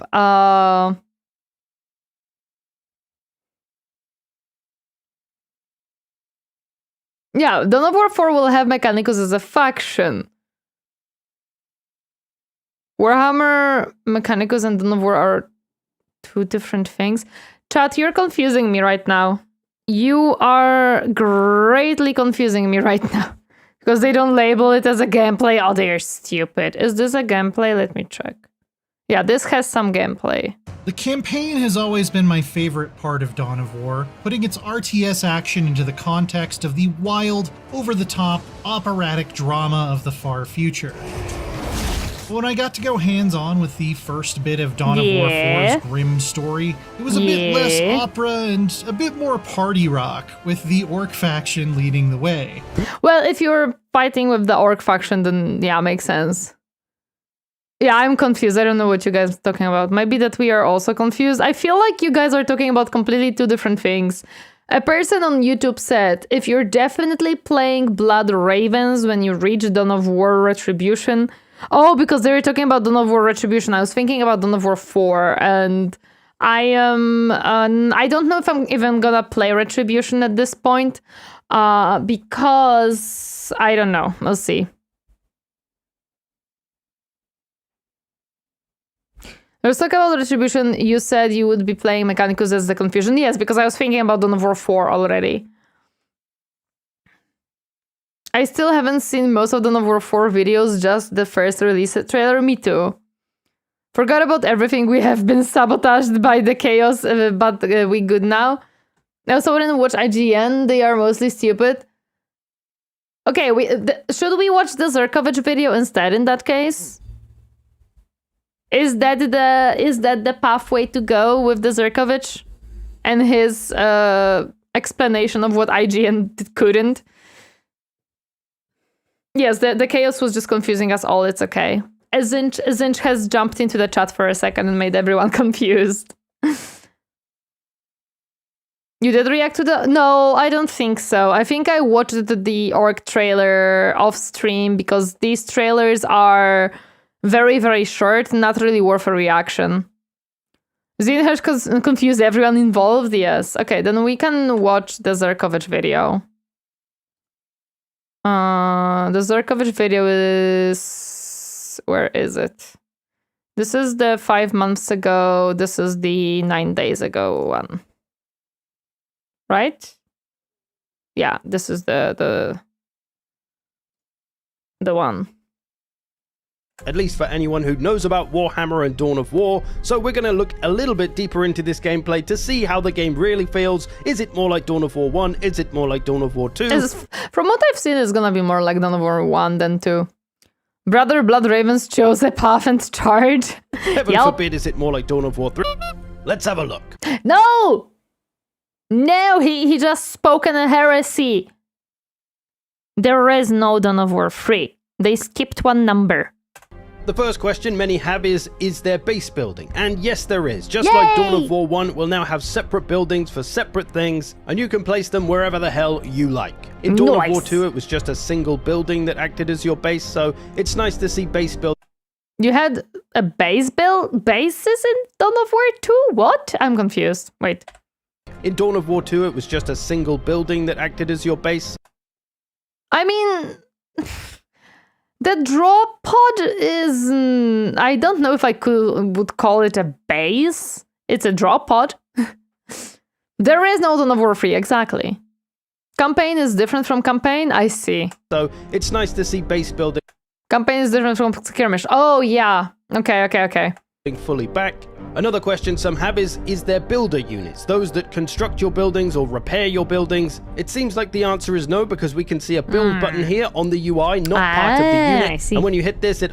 In multiplayer, there was a building, I think. Okay. I didn't play multiplayer of Dawn of War 2, so I might be missing certain things that he's gonna be talking about. Opens up the build menu where you select which building you'd like to construct, and we can see the Gretchen here, which were the builder unit for the orc army, and it does say can perform repairs, and I guess in a way building is repairing because the building kind of plonks down. Yeah, it's kind of the same, right?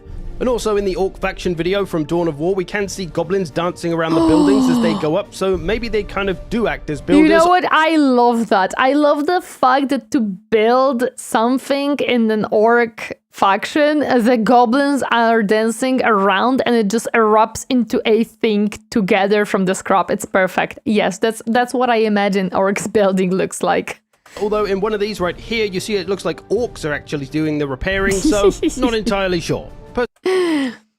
You had a building. I also think you got 2 turrets, and it was a game about capturing points for victory and or resources. Okay, hot take, Dawn of War 3 is not that bad. It's not good, but not the worst thing I've ever, like everyone says, please direct me to with airlock you'd like me to jump out of. Yes, please go to the airlock number 3. It's be ready in few seconds for you to proceed. Thank you very much for your cooperation. Actually, I should do it. I should do it differently. Yes, please proceed to airlock 3. It's gonna be ready in few seconds for you to proceed with your extermination. Thank you so much for your cooperation. Goodbye. It is that bad. I went back and tested it. It is bad, yeah. No, it doesn't exist. Personally, I do hope there are builder units because they do add a layer of strategy if you want to go in and take out the enemy builders. I love the structure design. I really like them. They look awesome. You can stop them producing buildings. You can stop them repairing buildings, repairing vehicles. But yeah, overall, very nice to see base building return to the game, as it does add the fun of base building, but also the tactics and strategy of... This really reminds me of StarCraft. Really reminds me of StarCraft. Taking out enemy buildings and stuff like that, or build order and which to prioritize, etc., depending on... Thank you, I'll be ready to do a sick backflip out of the airlock. The airlock is ready. Please proceed with your backflip. The airlock is too good for such heresy. You have a date with the Inquisition. don't get me wrong. I want people to enjoy it for if they are. It's great if someone enjoys it. I mean, sure. How you want to play. And in terms of the currencies, the game is going to revolve around its good old requisition and power, just like the previous games. And looking at the minimap, we can see this is going to work more like Dawn of War 2, where you have both requisition and power points to capture around the map. Whereas in Dawn of War 1, it was only requisition points to capture, and power was generated through buildings that you construct in your base. I see, Although there's a bit of a Dawn of War 1-ism, as requisition points can It's great for fighting heretics. No, Captain. It's great for identifying heretics.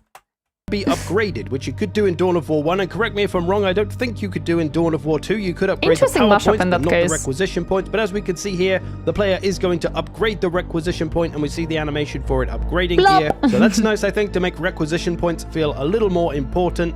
In terms of the units, backflips into the planet like the chapter master does to victory later notes. For the RTS fans, which was more disappointing than Dawn of War 3 or Concurrent Counter 4. Hypothetically, of course, since neither exists. Thank you, neither exists. So I don't know why we're talking about the hypothetics? I don't know.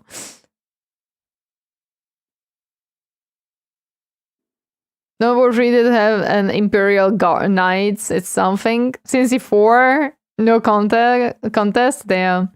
Tough question says neither exists. Yeah, it's tough question says neither exists. It's going to be the good old favorites, the same as Dawn of War 1 and 2 largely, but with the new additions up to 10th edition, we got like the Squigosaurs and Squighogs. So units that are new to Dawn of War. Wait, these are not squigs because squigs are two-legged. What are these creatures?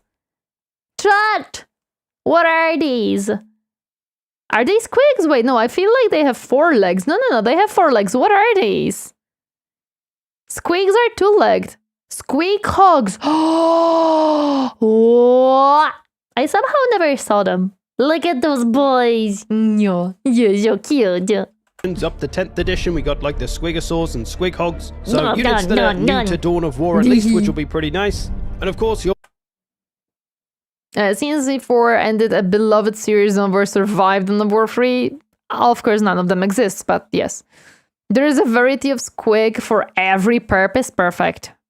Yes, makes sense. Oil, targeting, bomb, hair, harp, bagpipe, food, battery. Oh my gosh. Forces will be led by a hero who seem like they're a bit more in line with the rest of the army now, at least in terms of power in that Dawn of War that we So this kind of looks like a Total War version of it. Hello there, Demtos. Yummy, welcome. If you think 2 more legs is changing the idea of a squig, you're not believing hard enough. Squigs are many and varied. The ones in Warhammer are very specific type. In 40k, you get squig halves, bomb squigs, oil squigs, hair squigs, as wigs. There's squigs, there's a group of orcs known as the snake bites, and they are capable of feeding squigs as they grow that cause them to grow 4 limbs and sometimes gigantic. Interesting. Breaking news. Space Marine found dead upon doing a backflip out of the airlock. Gene seed is unrecoverable. Critics say it was a 8.5 jump. Bomb squigs are the crazy ones. They are the nightmare one. Are they the thingy that you have in Total War where you have 3 squigs tied together and they just spin around and chomp everything around them? Yeah, that's the joke I've heard. Total War looks like Dawn of War and Dawn of War looks like Total War. Oh my goodness. It kind of does look like a Total War. Heroes were kind of made the center. They were mobilized and made too powerful. Look at the UI on the bottom. A hero, each of the units, and there is 1, 2, 3, 4, 5, 6, 7, 8, 9, 10, 11, 12, 13, 14, 15, 16 slots. So it's almost a 20 slot. A fun orc game involves holding a squig above your head and seeing if you can bite the squig's face off before it bites yours. Why am I not surprised that it's a game for orcs? For the rest of the units. And we can see some of the customization choices for Guzzcutter going on here. He can deploy a bomb squig as an ability. That's a choice. He also has one for Bus Bowl, increases damage dealt, XP gain for Guzzcutter and attached unit, health regen as well. So that's one option. The other is Cyborg Strength. Perform a melee attack that knocks the target down, damaging and stunning nearby enemies. And then we can also see that he has a few different weapon options as well, a few different setups. So you have some customization with your heroes to make them play how you want to. Very nice. And we can see the same thing with normal units here as well. Some shooter boys. They can get a boss knob added to the unit, increasing the damage dealt. Looks like they can also get a grenade added here, and there's 2 more ability slots. It's not a joke. Squigs are the rule 34 of the Warhammer. If it exists, there is a squig of it. Oh my gosh. Can't see what the actual abilities are, but some options for upgrading the unit and maybe pushing it towards a certain role that you'd like it to fill is going to require some veterancy, so you're going to want to try to keep your units alive so they can level up, get stronger, get these new abilities. We can also see that there's research that can be done with these squig hogs here. Of course there's research, yeah. Speed with this little research. It doesn't seem to cost anything other than a bit of time, which is kind of weird. Normally you have to... I mean, if you're fighting in multiplayer, time is your currency because it's very important, right? So... makes sense. Pay for your research in requisition or power or both. But of course, this is a pre-release demo, so we'll have to see how it is for the final game. So all in all, with the way you upgrade here... Maybe they were worried that if they don't put any time limit on it, it would be too fast to research it. Depends on what's the value of both of the resources and how the value works. I guess squig hogs are replacing the old... cyborgs. What are cyborgs? I've never heard of those. I didn't check squig tree, okay? I don't know how many different types of squigs there are in the world. Heroes and units, it looks more akin to Dawn of War 2, which I think is a better system overall. Having units that are just dedicated to doing one certain thing, rather than the Dawn of War 1 style of having 4 different weapon options, and you can have one of each if you like, but that would be extremely weird and inefficient, and personally, I just pretty much built one weapon for one unit, and that they were the flaming unit, the missile unit, etc. But I believe this is in line with more how tabletop used to be, or is, I don't know, tabletop nerds, correct me by all means. But yeah, personally, I'm happy with the upgrade system for the units and the heroes. But how about cover then? How is that going to work? Well, in Dawn of War 1, it was just patches on the ground, craters on the ground that would say light cover or heavy cover. And if you stood in it, you'd obviously gain some... cyborg boars. Like I said, I like those stinky boys, but not Papa Stinky Boys.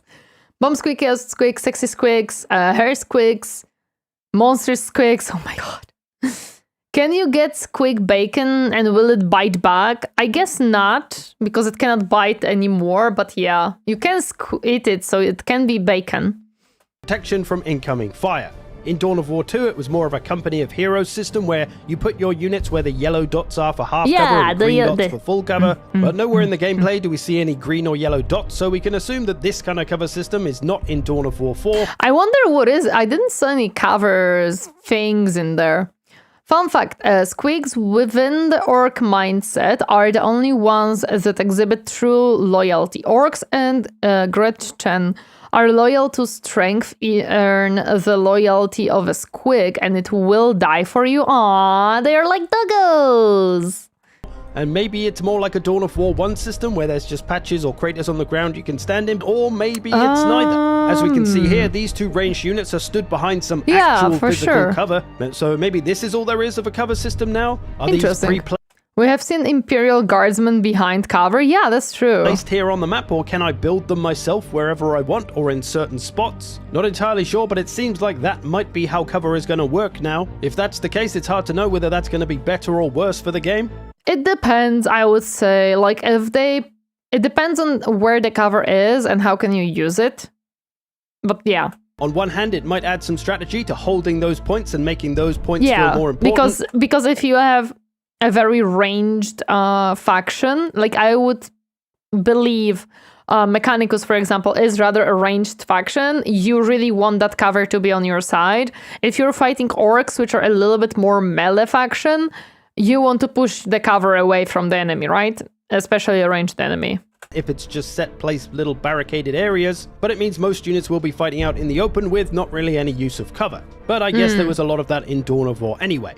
Yeah. Another thing we can notice pointing this towards being more like Dawn of War 2 is the retreat button we can see here. Retreat this wasn't in Dawn of War button, 1. let's If you wanted go. your unit to retreat, you just literally had to pull them back. But in Dawn of War 2, if you press this retreat button when your unit was in There is trouble, the they would runaway then button. run back to base. You wouldn't be able to control them anymore, but they would get a speed increase and a Tori's damage reduction. favorite So more button. chance of them surviving, basically. Yes. And you can save Well, Tori's favorite button that she forgets exists. the unit potentially if it was in trouble. And this was It's the Tori panic button, basically.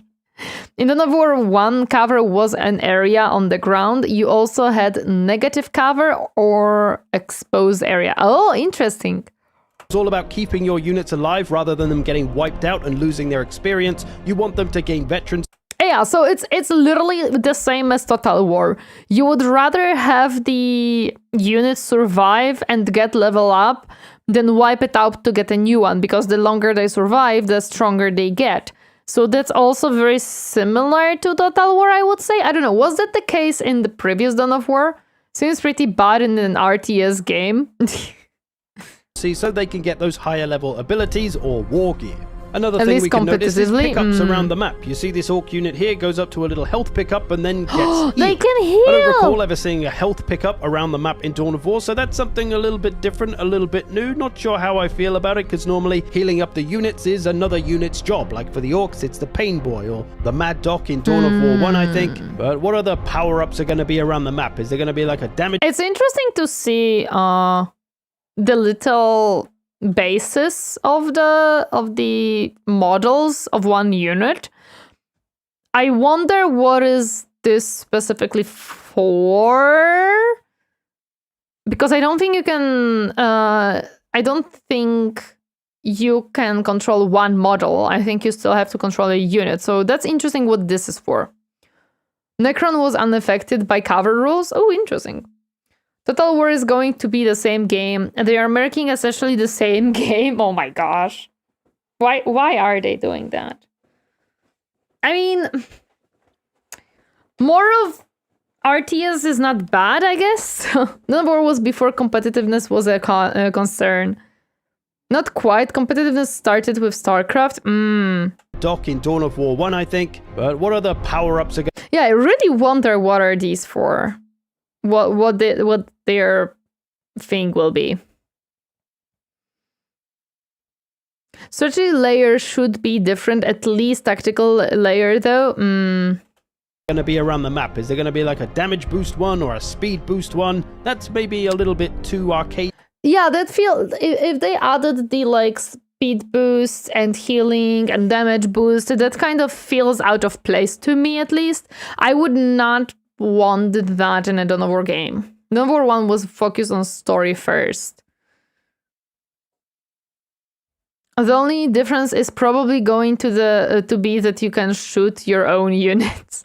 For my taste, I don't know. But overall, I think Dawn of War 4 is looking pretty promising. It's more like Dawn of War 2 with just a few Dawn of War 1 touches and a sprinkle of its own new ideas. Visually, the game is looking great as well. Yeah, visually it it looks very nice. The new combat system looks very nice, the way the units interact with each other. Yeah, I like the animations and such. The audio is sounding great. But watching this gameplay, I'm not entirely without concern. There's a couple of things.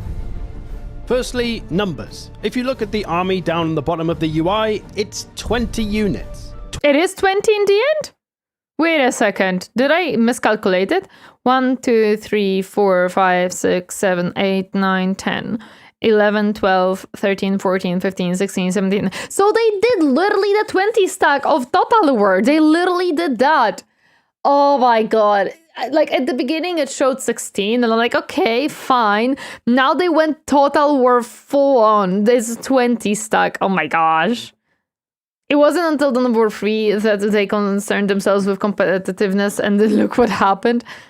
It's the same game. Dawn of War is more story-focused campaign than Total War. That's gonna be the key driver of any game difference. There will be definitely a campaign which is very, very important.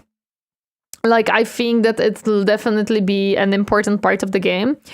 However, you have to remember, Heroic Bob, that what will keep the game alive, the same as what kept alive Dawn of War 2, what kept alive StarCraft, is the multiplayer. why Dawn of War 2 exists in any type of consideration as a game nowadays is only because of the multiplayer. I can assure you that majority of the community currently of Dawn of War plays multiplayer, not the campaign. The campaign is one factor, but the multiplayer is what's gonna be the long run of the game. So if they make it too much like Total War, I wonder what's gonna be the difference there. Why would we play Dawn of War if we have Total War? The same questions that you have with the Total War 40K. Why would we play Total War if we already have games that do those things, right? If it isn't broken, don't fix it, I guess. I don't know, because wasn't Dawn of War supposed to work a little bit different? Dawn of War 2 with Dawn of War 1 touches is what I'm expecting. They said they were trying to make it like Dawn of War 1 first, so yeah, I'm a bit worried, but I'm hopeful. The campaigns pull you into the game, and the competitive aspect makes people stay. Well, I would say it depends, because I'm never gonna touch the competitive side of the game, but I'm a person who doesn't play those in general. I don't know how many people who care about the campaign care about competitive and vice versa. It's not something that I can speak upon. They're competitors, so it will be good for us. On some level, yes, most likely. One orc accidentally shoots another orc in the back, and commander says, "Oh, well, he died fighting the enemies, now go get the rest of them." Yep. Maybe I'm less interested in multiplayer and more in campaign, so I'm looking at a story from one and the sandbox from the other, but we'll see what we get. I understand, I also look much more forward to the campaign than the multiplayer, because I don't really care for the multiplayer. However, there will be a lot of people who will be caring about multiplayer much more than the campaign itself. Total War Warhammer 40K is going to skip the city building and get straight to the action. It doesn't matter. From what I've seen for now, I do not care one bit about Total War 40K. I would prefer Dawn of War 2 style to Warhammer. I play both. I can understand why.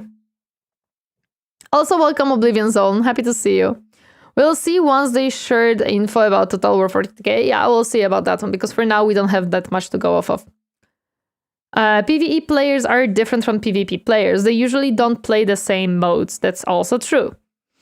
20 freaking units. That's Total War level of units. Yeah. Not really Dawn of War level of units. Yes. And looking at some of this gameplay, it looks like it quickly descends into a mess.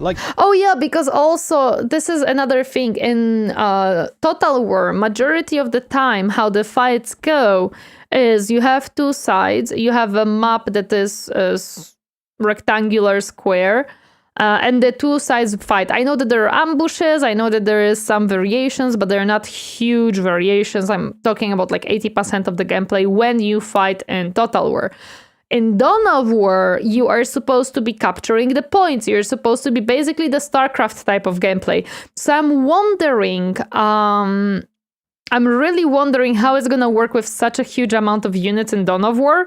Because I think StarCraft has a different way of doing this, but I might be completely off on that one because I didn't play StarCraft much and I did not play StarCraft multiplayer. So I might be completely wrong there. The Bartle personality test is interesting here. Competitive players only make out a very small part of the players, usually less than 1% of players. I would say depends on the game. It's a very generalized way of looking at it. It's a balance you need to secure to keep the community healthy, yes. You move them as a unit, not models. It's 20 units. It's Telruin, I don't understand what exactly you mean by that. If they have space combat, I'm in for the Total War 40K. If, and also I'm not. We're all speculating anyway, haven't seen much. Yeah, me neither. StarCraft has a unit cap at 200 units. Not models, right? I used a 2x unit cap on Total Warhammer 3 and I had a battle of 20k. You probably can do that, yeah. StarCraft 2 Multiply had co-op option. You can pick a general with abilities and complete mission together. Oh, interesting. 200 model of each person on StarCraft. Yeah, so okay, I see what you mean. So 200 models for each type of thing. Okay. 200 supplies, which is not 200 models, but it can be. Okay. Sure. But this is 20 units. I wonder how much it'll change how Dawn of War is being played. How many units were there in Dawn of War 1 and Dawn of War 2 during the multiplayer? How many units would you have to your disposal in those two? Is my question, because I'm wondering how big of a difference this is in this case.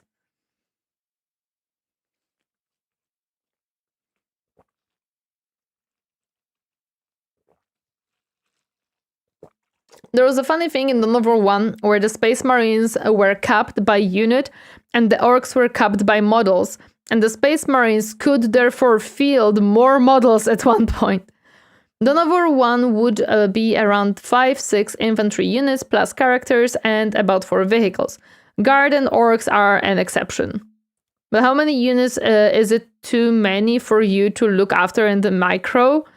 Yeah, that's what I'm thinking, right? Because again, what I was saying, in Total War, when you have the battles, you don't have to micromanage every single unit. You do have to micromanage several of them most of the time, because of course, but not every single time of them, because you are focusing on the enemy in front of you. You don't have objectives to capture. You don't have those type of things at all. You don't have buildings to build and protect or anything. In Dawn of War, from my understanding, you have to have buildings. You have to protect these buildings because they are your way of creating stuff. And you have to capture specific points for more points to build and research and stuff like that. So that's a lot of micromanagement. I would not be able to do this. The point about the battle personalities, it doesn't take game into account. That is just what is usually shown in statistics. So now, I think we are seeing less games focus on competition first, as this is a smaller chunk of the market, but they still need it if the game to be taken seriously.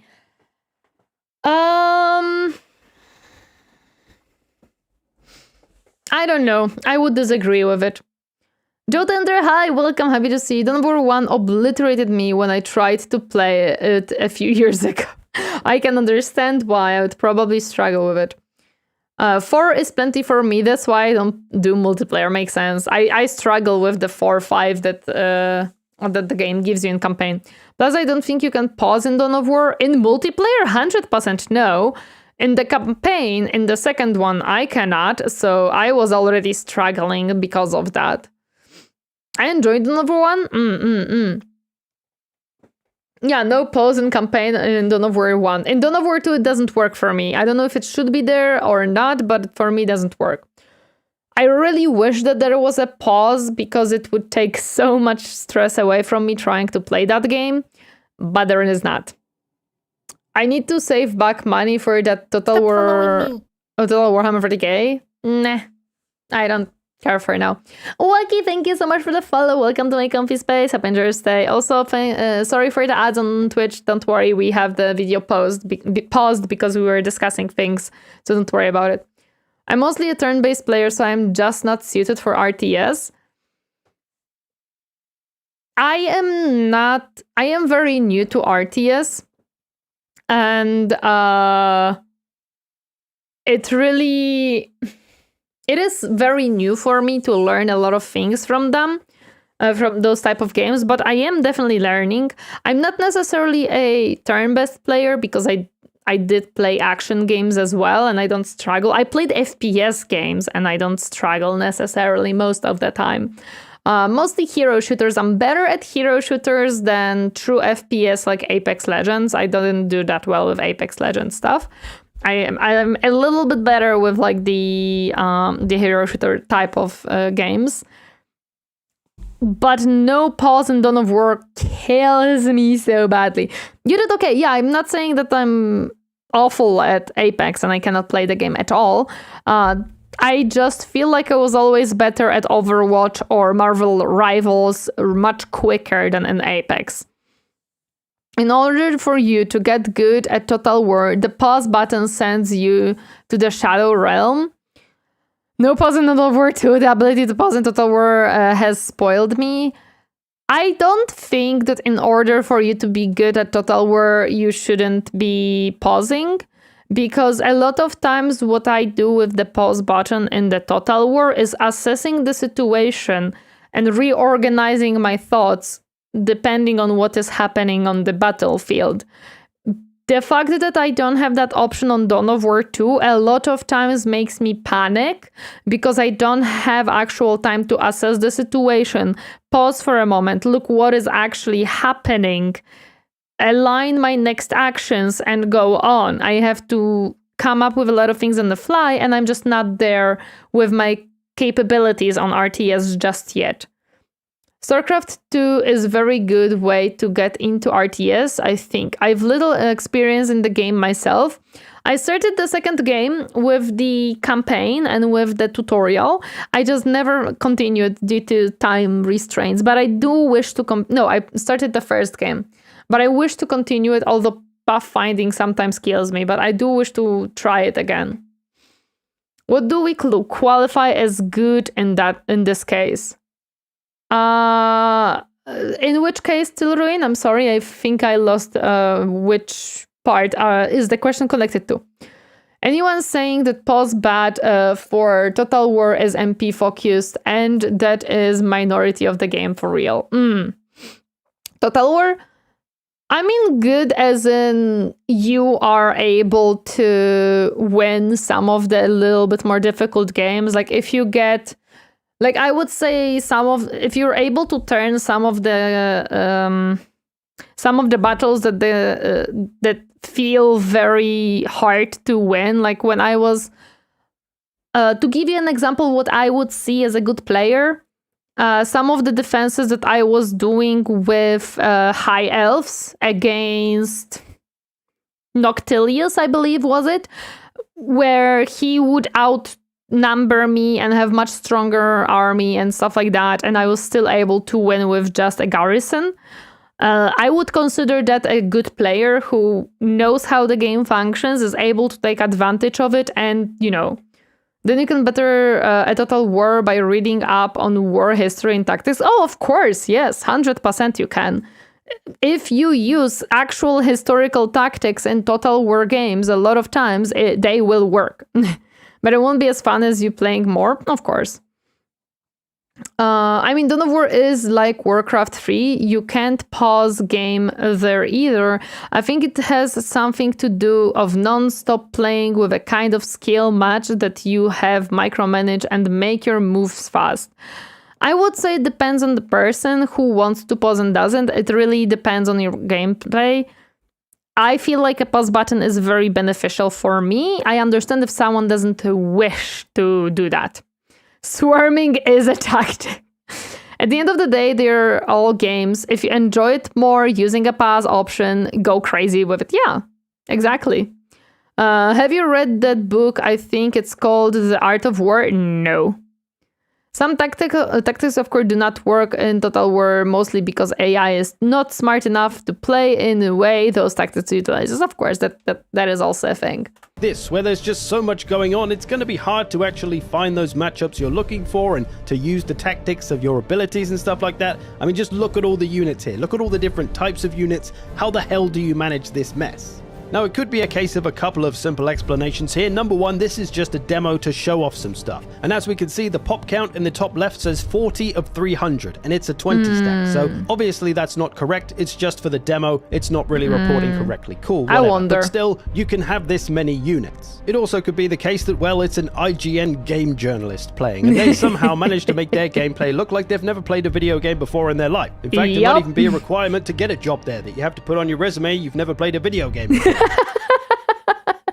Okay, thank you, Zerkovich. I appreciate the I appreciate the burn on IGN. That's nice. My pause button is choosing a caster and pressing a spell and looking over the battlefield.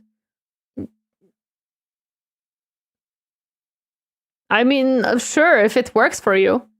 Mostly from when you research tactics in the Civ game and hear them read out by Shen Bin or Leonardo Nimoy.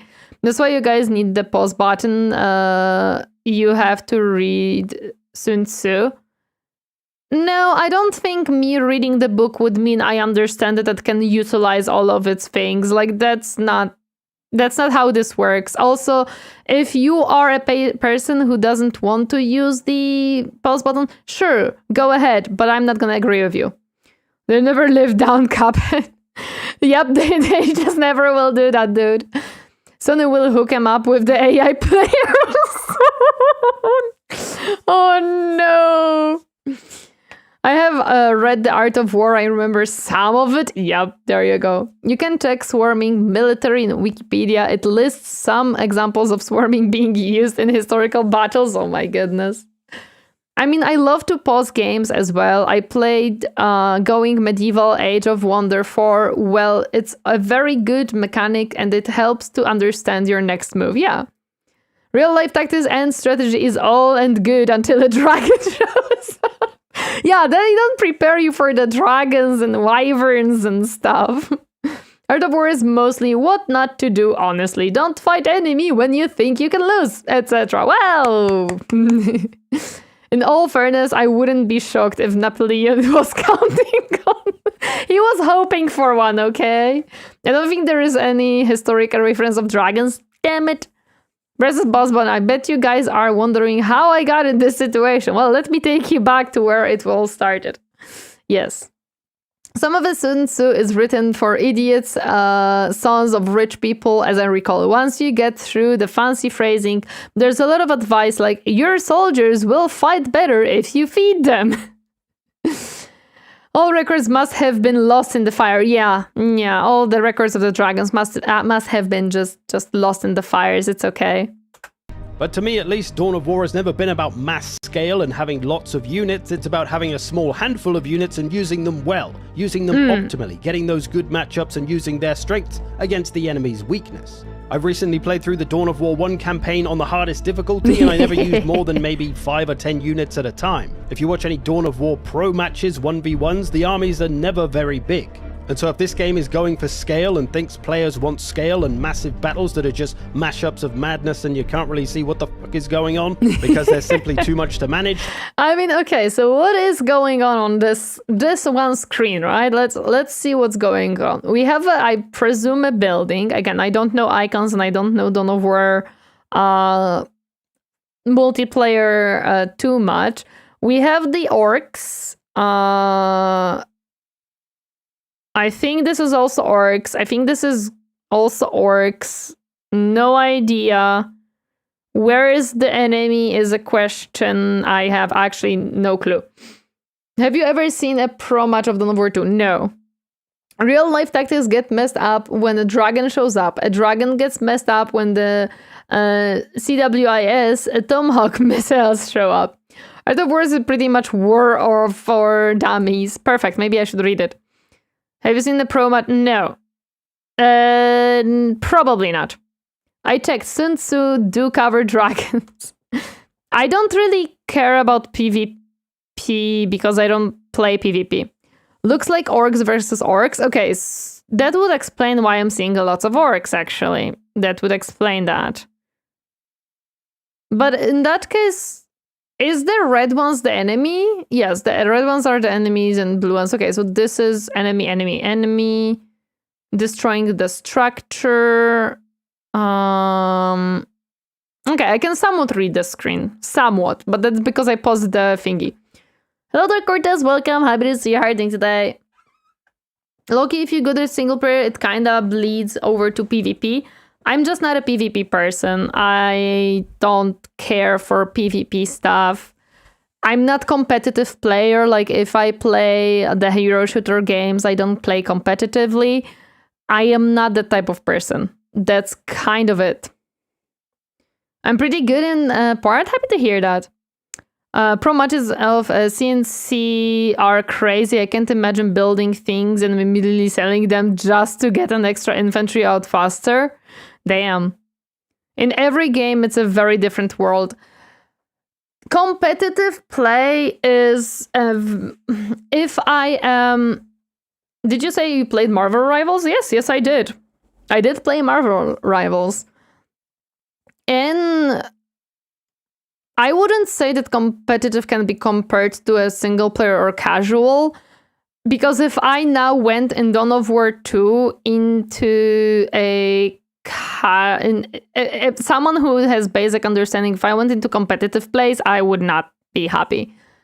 I know that it's PvP, but it's not competitive. Or rather, I don't play the competitive part of it. I am a casual player. I'm just enjoying the quick plays and I leave the game. PvP in these games are very competitive. Also, I'm sorry, but this looks very different from the campaign, at least for me. By the way, if you want to read Art of War, it's not a long read. It's not interesting. Well, it's a fight for the greater strength. If you are harder than anyone else in your bloodline, you will be the commander. That's how orcs work, I think. True. It's just a fight for the strength. PvP on start makes you hands sweat. Yeah, that's why I don't want to play it. Well, that's probably not going to go down well. But by all means, other Dawn of War players, tell me, what do you think? Do you prefer it smaller? Do you want it bigger? Let me know. Maybe I'm the minority here. Basically, I just want it to stay strategic, stay tactical, and it's hard to do that when it's just a fustercluck.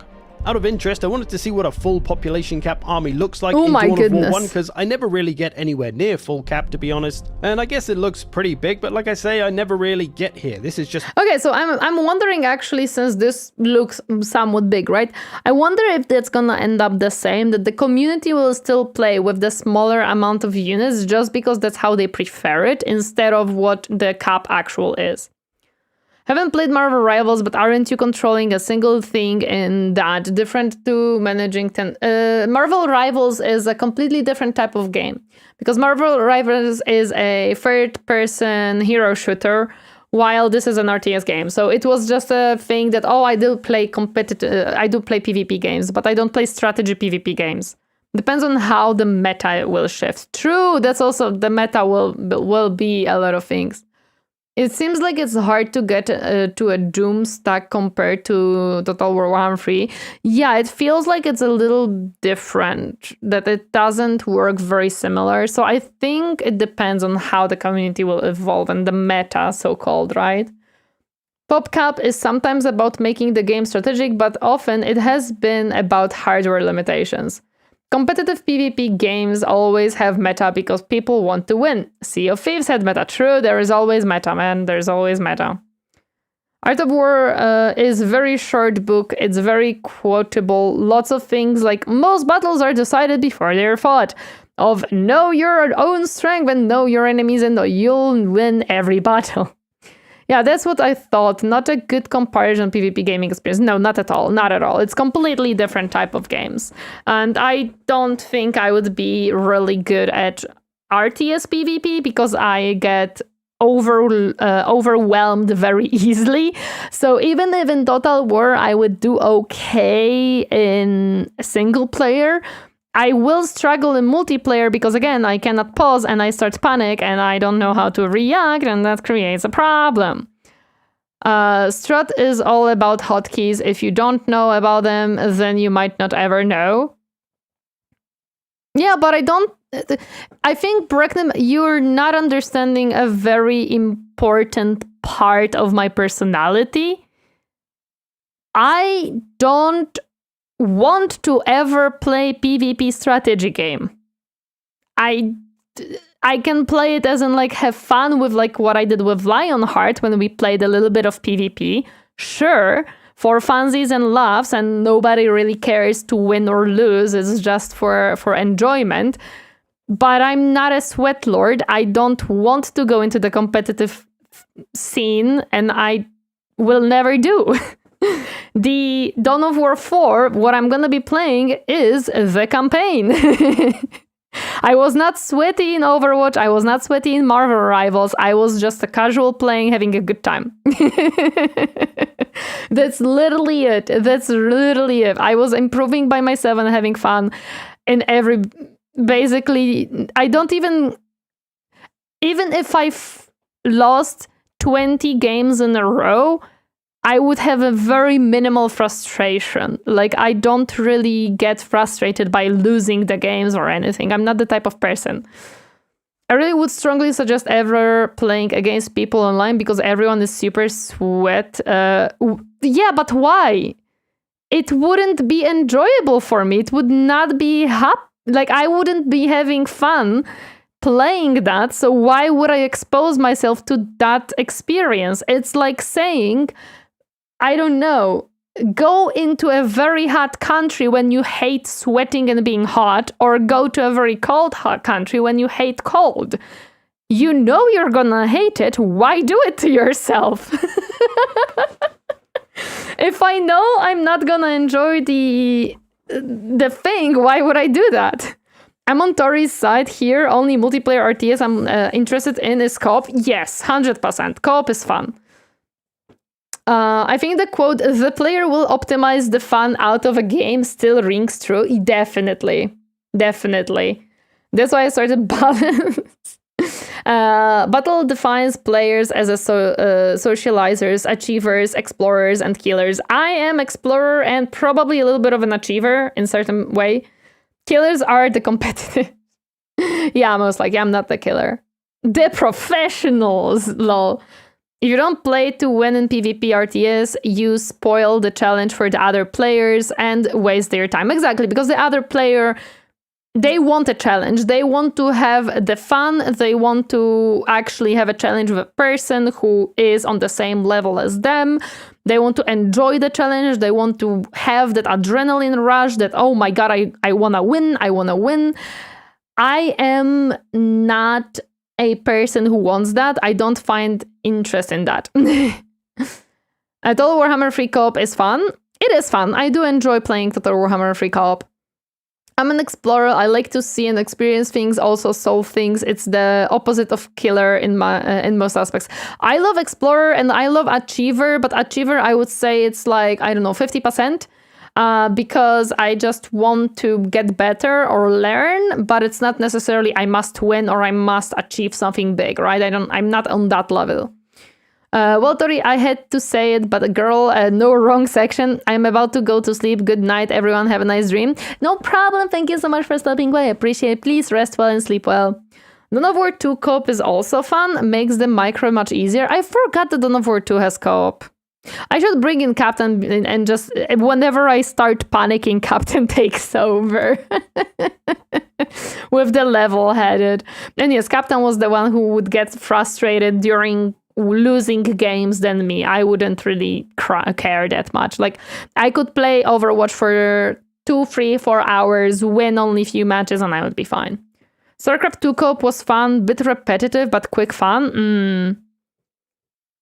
Well, we have to gather all the gold coins. We have been conditioned for it. Exactly! Exactly. Vakaria, thank you so much. 666 just subscribed. Thank you so much for 3 months. I appreciate it. Thank you, thank you. Me attack moving into the enemy base. I only put this on easy so I could build the cap, but undoubtedly all Dawn of Wars can turn into this kind of mess every now and again. But yeah, I don't know if I'm just a bad player or I'm doing something wrong, but normally I probably don't even get to like half the cap of what I could have, and I still manage to finish the campaigns and stuff on the hardest difficulties. So yeah, don't know if I'm just... I think it's a playstyle situation in his case. I would say that it's probably a playstyle. It's weird, or whether there's just an excessive amount of cap. The other thing that bothered me was that the IGN guy went through the first 3 campaign missions of the Orc campaign and explained them a little bit, and this is the 3 mini-maps of each of those levels. And they all kind of just look like regular old skirmishes, just on a different map. And so I do have to wonder, is this just going to be every campaign mission is just a different skirmish? Because previously there was kind of set pieces. You might have a more linear mission where there's like a certain challenge you have to overcome on the way, and then you continue, and there's another challenge. Or a couple of different ways you could progress through the map. I don't know how exactly the Dawn of War 1 campaign worked, so I have no idea in that case. Because in Dawn of War 2, majority of missions are very similar. From what I've seen. Of course, there are deviations, but yeah, they look like Dawn of War campaign maps. Again, Dawn of War 1 had in-game cinematics mid-battle. Ooh, that sounds cool. So there was a little bit of freedom, but if it's just a straight-up skirmish every time, then, well, it's just a straight-up skirmish every time. If it's a just skirmish every time, I think it's gonna be a little bit sad. I would really don't want that, because I feel like in Dawn of War 2 you have enough variety to not feel repetitiveness of the different quests that you're making. So I'm hoping that they're gonna still keep that. It was very story focused. Usually in the beginning and at the end of the mission. Ooh, that's fun. Sounds fun. That map variety looks amazing. I can't see that much, but I'm hoping that it's very, very nicely different. So that's gonna be fun.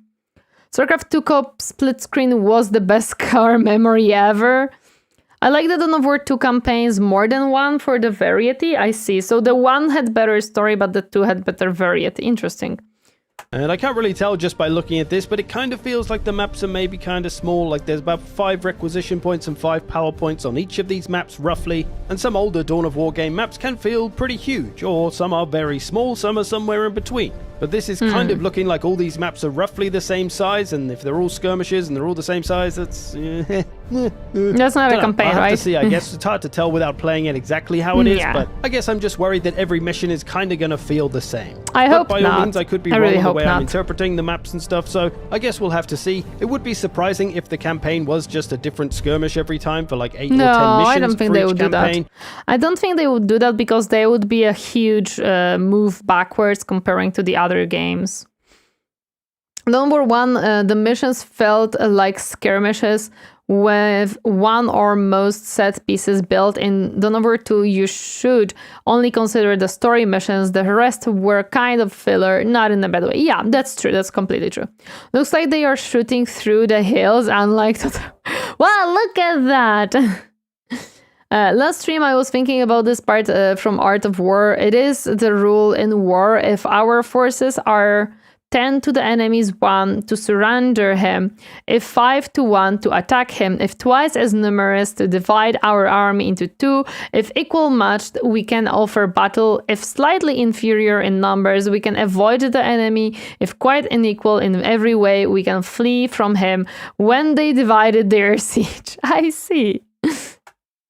Because this is being made by the same studio that made Iron Harvest, and I know some people didn't like that game, but I personally quite enjoyed it. It was alright. I played through the campaigns. One thing the campaign did have going for it was the variety in the missions across the campaign. It wasn't just 8 skirmishes in a row. The art of stationing the obvious. You might have one map that was a skirmish, the next mission you'd have to go and get some civilians from a city and escort. I think that variety in the campaign makes the people who are in the game for the single player experience, for the story experience, much more happy. But on the other hand, if it is just the skirmishes, it does prepare you for the multiplayer, which once more, as I stated previously, is what's gonna keep the game alive. Long term, at least. So what's gonna happen? People like me will start to play the campaign. After a certain amount of time, we're gonna get bored because we were here for the story mode, we were here for the variety of the missions and stuff like that, and we might leave it before even finishing the story. And those who are aiming for the multiplayer will see this as a training for the multiplayer. Most likely. What keeps the game alive is mods and not multiplayer. Without multiplayer, I can assure you Dawn of War 2 and 1 would not be mentioned anymore at all. Same as StarCraft. Once more, I'm gonna reiterate these two. He was a great general, so they figured the best use for him will write a book. Lol. Hi Animal, welcome, happy to see you. Same studio that made CEO of Heroes. I don't know that. I think companies have been prioritizing esports to their detriment. That is absolutely true. And it's unfortunate a lot of times because esports is dying as far as I know. Campaign brings people in. Yes, campaign brings in the casuals who may be who may be just interested in trying it out, and then, you know, maybe they will try multiplayer. I would say that if they are similar to me, they won't, but there will be definitely those who would. But I think that trend went away by now. Slowly it is trickling down. Tori speaks much truth, except the part about maybe not finishing the story. That sounds like heresy.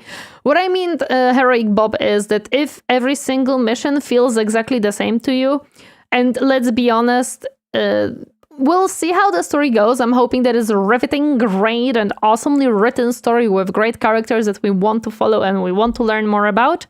But if it's not that, you will most likely drop it at a certain point. Because if the story is mediocre, if the gameplay is repetitive, not really. You're probably gonna drop it at a certain point without finishing it. The problem of making a game for esports is that you don't get a player base, no players, no competition. You do get a player base. Look at so many different games like League of Legends, Marvel Rivals, look at Dawn of War 2, look at the StarCraft, look at Warcraft. There is a lot of games that were made a lot in a big chunk for esports, and they have a lot of people playing them because they do follow esports as well, because they like the esports. It became at a certain point, Dota, thank you, Oblivion, it became made for esports at a certain point because that's what happens with a lot of these games. Even if the characters and story are bangers, when you are finished, that's it. That's true, Emperor, that's 100% true, yeah. League was made way before esports was a thing, but fair point. Yes, but League later on became catered mostly towards the esports, and they keep getting new players. They keep getting a lot of new people still playing the game. Look at Valorant, another game that was made for esports. I only play MIBB and esports games. I don't know which one that is. Sure, but there have been games designed for esports, and I don't know if any of them survived. Valorant, Apex, Overwatch, Marvel Rivals, Dota. I don't know what else was made just for esport. I don't know what else was made for esports. I may not know all of them. Overwatch didn't? Well, that's because of Overwatch 2 exists. Rainbow Six Siege, thank you. MOBAs and mainly online PvP games are a different breed from strategy games like StarCraft and Warcraft. StarCraft, I don't think StarCraft was made for esports, nor do I think Warcraft was specifically. Blizzard lost the esports scene badly. Oh, that's true, they did lost it. Overwatch did die. The esports did not work. MIB's ripoff of League. Oh yeah, I don't play these at all. They had to figure out esports later. First, they made a good game. But it was aimed at esports, Tell Ruin. Overwatch was 100% aimed at esports. That's what they wanted to make money out of. Warcraft wasn't, but StarCraft 2, they did think PvP was important. So StarCraft 2 definitely was catered at a certain point to esports. I get you now. For myself, I will finish the campaign regardless, but if it's not good, I'll delete the game straight after and never consider replaying. Okay, that makes sense. Sure. Original StarCraft hello. I'm sorry, there is Dahlia that emerged from under my desk. Street Fighter 2, massive esport games not built for esports at a limb. Oh, that happens a lot of times. Yes, 100%. Hi, my new here. What are we doing today? Today we're watching some videos and discussing Dawn of War and esports and RTS games and stuff like that. A lot of different stuff. Esports would not exist without good games that people want to play and watch. True, 100% I agree, yes. But it is not said that there were no games made for esports, and it is not said that they were bad games or that there were good games made with thought of esports. Rather, not all of them went well with it, like Overwatch, but StarCraft 2 is still very popular and PvP was a big part of it. I think that saying that making a game with esports in mind is a bad way to do it and it's not gonna work is not understand gaming. Esports is a high-risk industry. It is a little bit of gambling a lot of times. You don't know what's gonna You don't know what's gonna stick, you don't know what's gonna fall off, and that's normal. However, what my point is that a lot of times, if it does do big and if it does succeed, it is something that may keep the game alive, and you will not convince me that StarCraft 2 is alive because of modding community. It's not Skyrim. Skyrim, yes, that's because of modding community. StarCraft 2, absolutely not. You're not gonna convince me on that one. LoL has massive marketing presence, that's true. I think you might be conflicting what something became with what it was designed as. Again, chat told me StarCraft was focusing on PvP. They did say that it is important for them. StarCraft 2 generated massive income for South Korea, but shrunk since then. That's true. It did shrunk nowadays, of course. I'm not very good at battle strategy games. I suck at them. I can understand. They're not easy games. They are not easy games. StarCraft 2 might actually be alive because of co-op and modding. How much modding can you do in StarCraft? Mods for 40K, of course, but I wouldn't say so. So you missed the discussion where some of us admitted to needing pause factions to win. Yes, exactly. And Blizzard put it on live support many years ago because it's Blizzard. They are stupid. They don't know what they're doing. City and keep them alive. The next mission might be a stealth mission. You only use a few units, so there was some variety in the types of missions you were doing in the campaign, and that's what I'd hope for with this. It's my favorite game. I even got into PvP for a bit. Warcraft is probably the poster child of modding keeping the game alive. Possible. StarCraft 2 came with a crazy map editor. They have made FPS games in it. Damn, bro. Let's make whole new campaigns as mods. Yeah, but I don't see them online. Like, I don't see that type of content anywhere. Given I don't watch I don't watch StarCraft content at all. But if something pops up from StarCraft nowadays, it pops up because of the PvP matches. What about Smite? If I played that game, I play as Sun Wukong like all the time. Isn't Smite completely dead? Like, didn't they even shut down the servers lately? On StarCraft 2, you can mod the campaign if anyone like, but it's kinda external. There are definitely games made for esports. Some of them became popular with non-esports players, like Overwatch. Oh yeah, 100% yes. Smite is still around, true. I thought that they killed that game. Maybe I was thinking about a different game. I remember that they killed something. Maybe it was not Smite. Through a campaign, I want to experience different things, different challenges. I don't just want to play a skirmish every single game. I enjoy a good set piece, an escort mission, a defend mission, and assumedly the campaigns are going to be the 100%. Biggest sell for most people. Multiplayer will know. Let me play the campaign. Let me have fun with the campaign. Let me have the variety, enjoy it, and actually feel like something is happening and it's not just every single time the same battle that I have to fight. No doubt have an audience, and I'm sure lots of people will get into that, but it's probably not the majority of people. Most people are probably going to play the campaigns once, unless there's a reason to play them twice, like a branching story. Well, with Dawn of War 4, I would argue that some people might play it 2, 3, 4 times because you do have 4 different factions to play through the whole game. You have the Orcs, you have the Blood Ravens, you have Mechanicus and Eldari or Necrons. One of those two. I'm now getting confused which game has what. But I think that a lot of people will play it more than once because of that. I think. I might be completely wrong though. Let me put it this way. MOBAs as a genre was created in Blizzard's map editor. Tower defense, the genre of games, also originate from Blizzard's map editors. The mods, tons of people never stop. That happens. Fun slightly off-topic fact, I just remembered, I think the first 3D RTS game was a Warhammer one, Warhammer Dark Omen, sequel to Shadow of the Horned Rat. It's at least as large a player base as the PvP players. Yeah, definitely. I would agree with that one.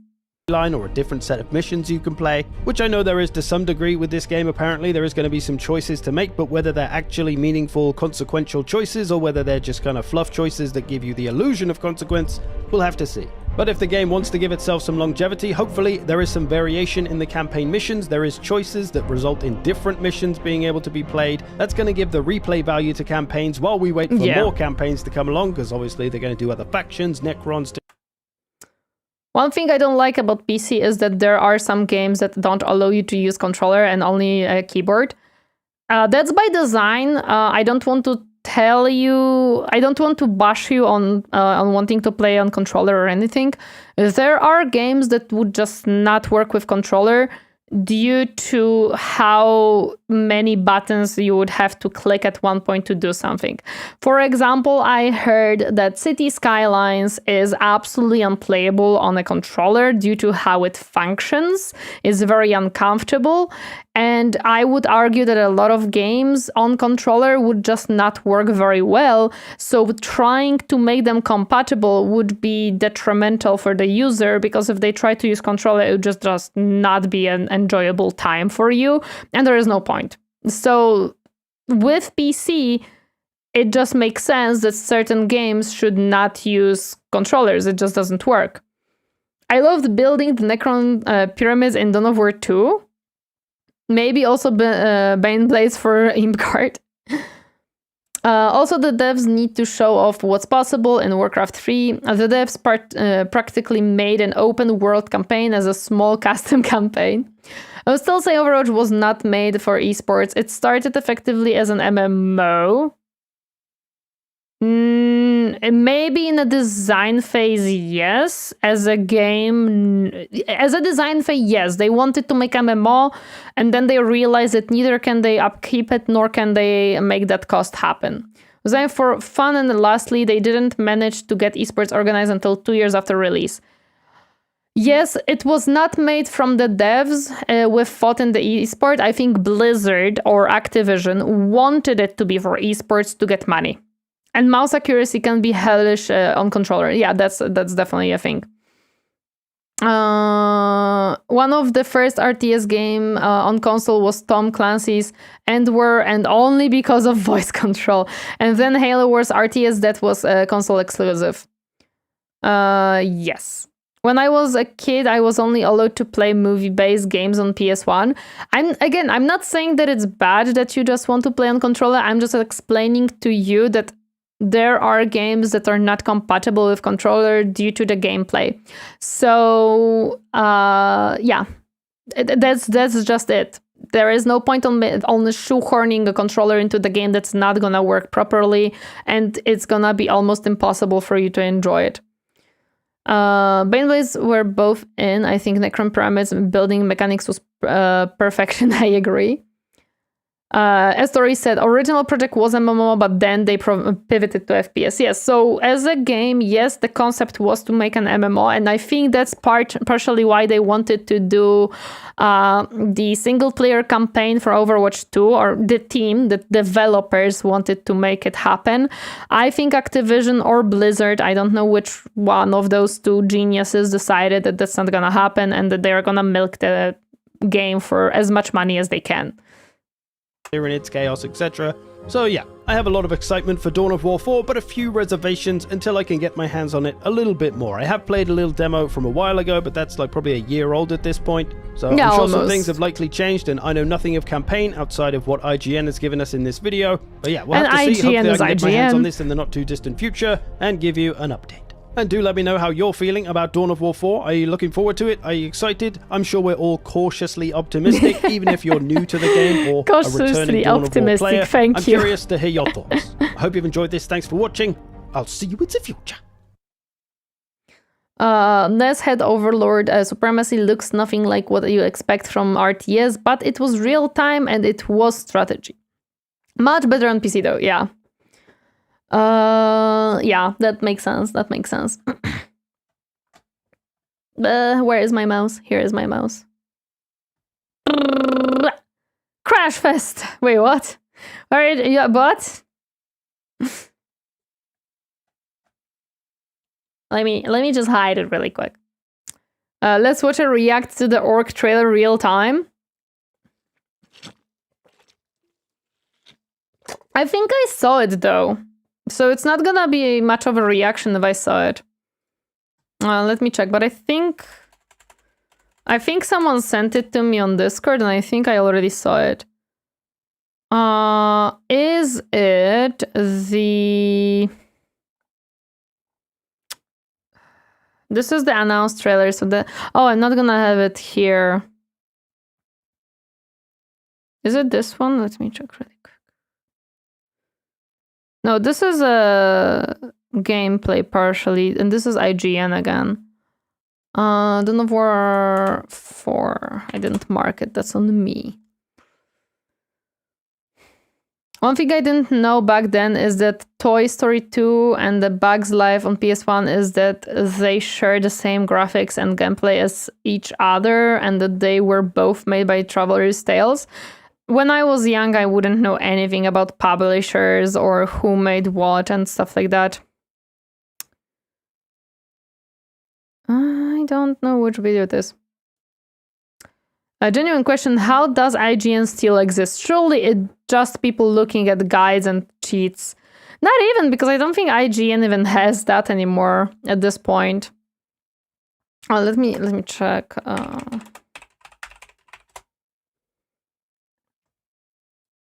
Not our campaign. Is it the Back to War trailer? No, this is not that. I don't think so. No, this is the PC Gaming Show Tokyo Direct. This is the announcement trailer. Official org function trailer. I've seen something. Let me check Discord really quick. IGN will always exist even in dev. Please, no, I don't want it to exist. Should I look it up? It was definitely shared to me. I'm just not... I think it was Ferry who shared it to me. Ferry or SW5. I don't remember which one of those two. No, it was Ferry. No, not Ferry. Who's... There we go. Sarkatas. Official org faction trailer. Yeah, I've seen it. I have watched that trailer already, so yeah, I remember. It's the official org trailer. Yeah, I've seen the whole trailer. I've watched it. They have a deal with the Dawn of War 4 developers, so they get exclusive rights to new stuff. Ew! That's not fair! That is not fair! Why do they get it? That's not fair. We don't want them to have it. Let's watch it. There is no point of watching it again if I already seen it. I don't see a point of watching it once more. I remember majority of it. That's how I knew that I've watched it, because I remember majority of the trailer.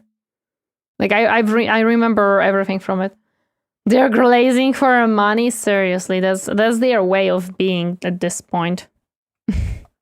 That's their way of being. No, I don't want to rewatch things that I already saw.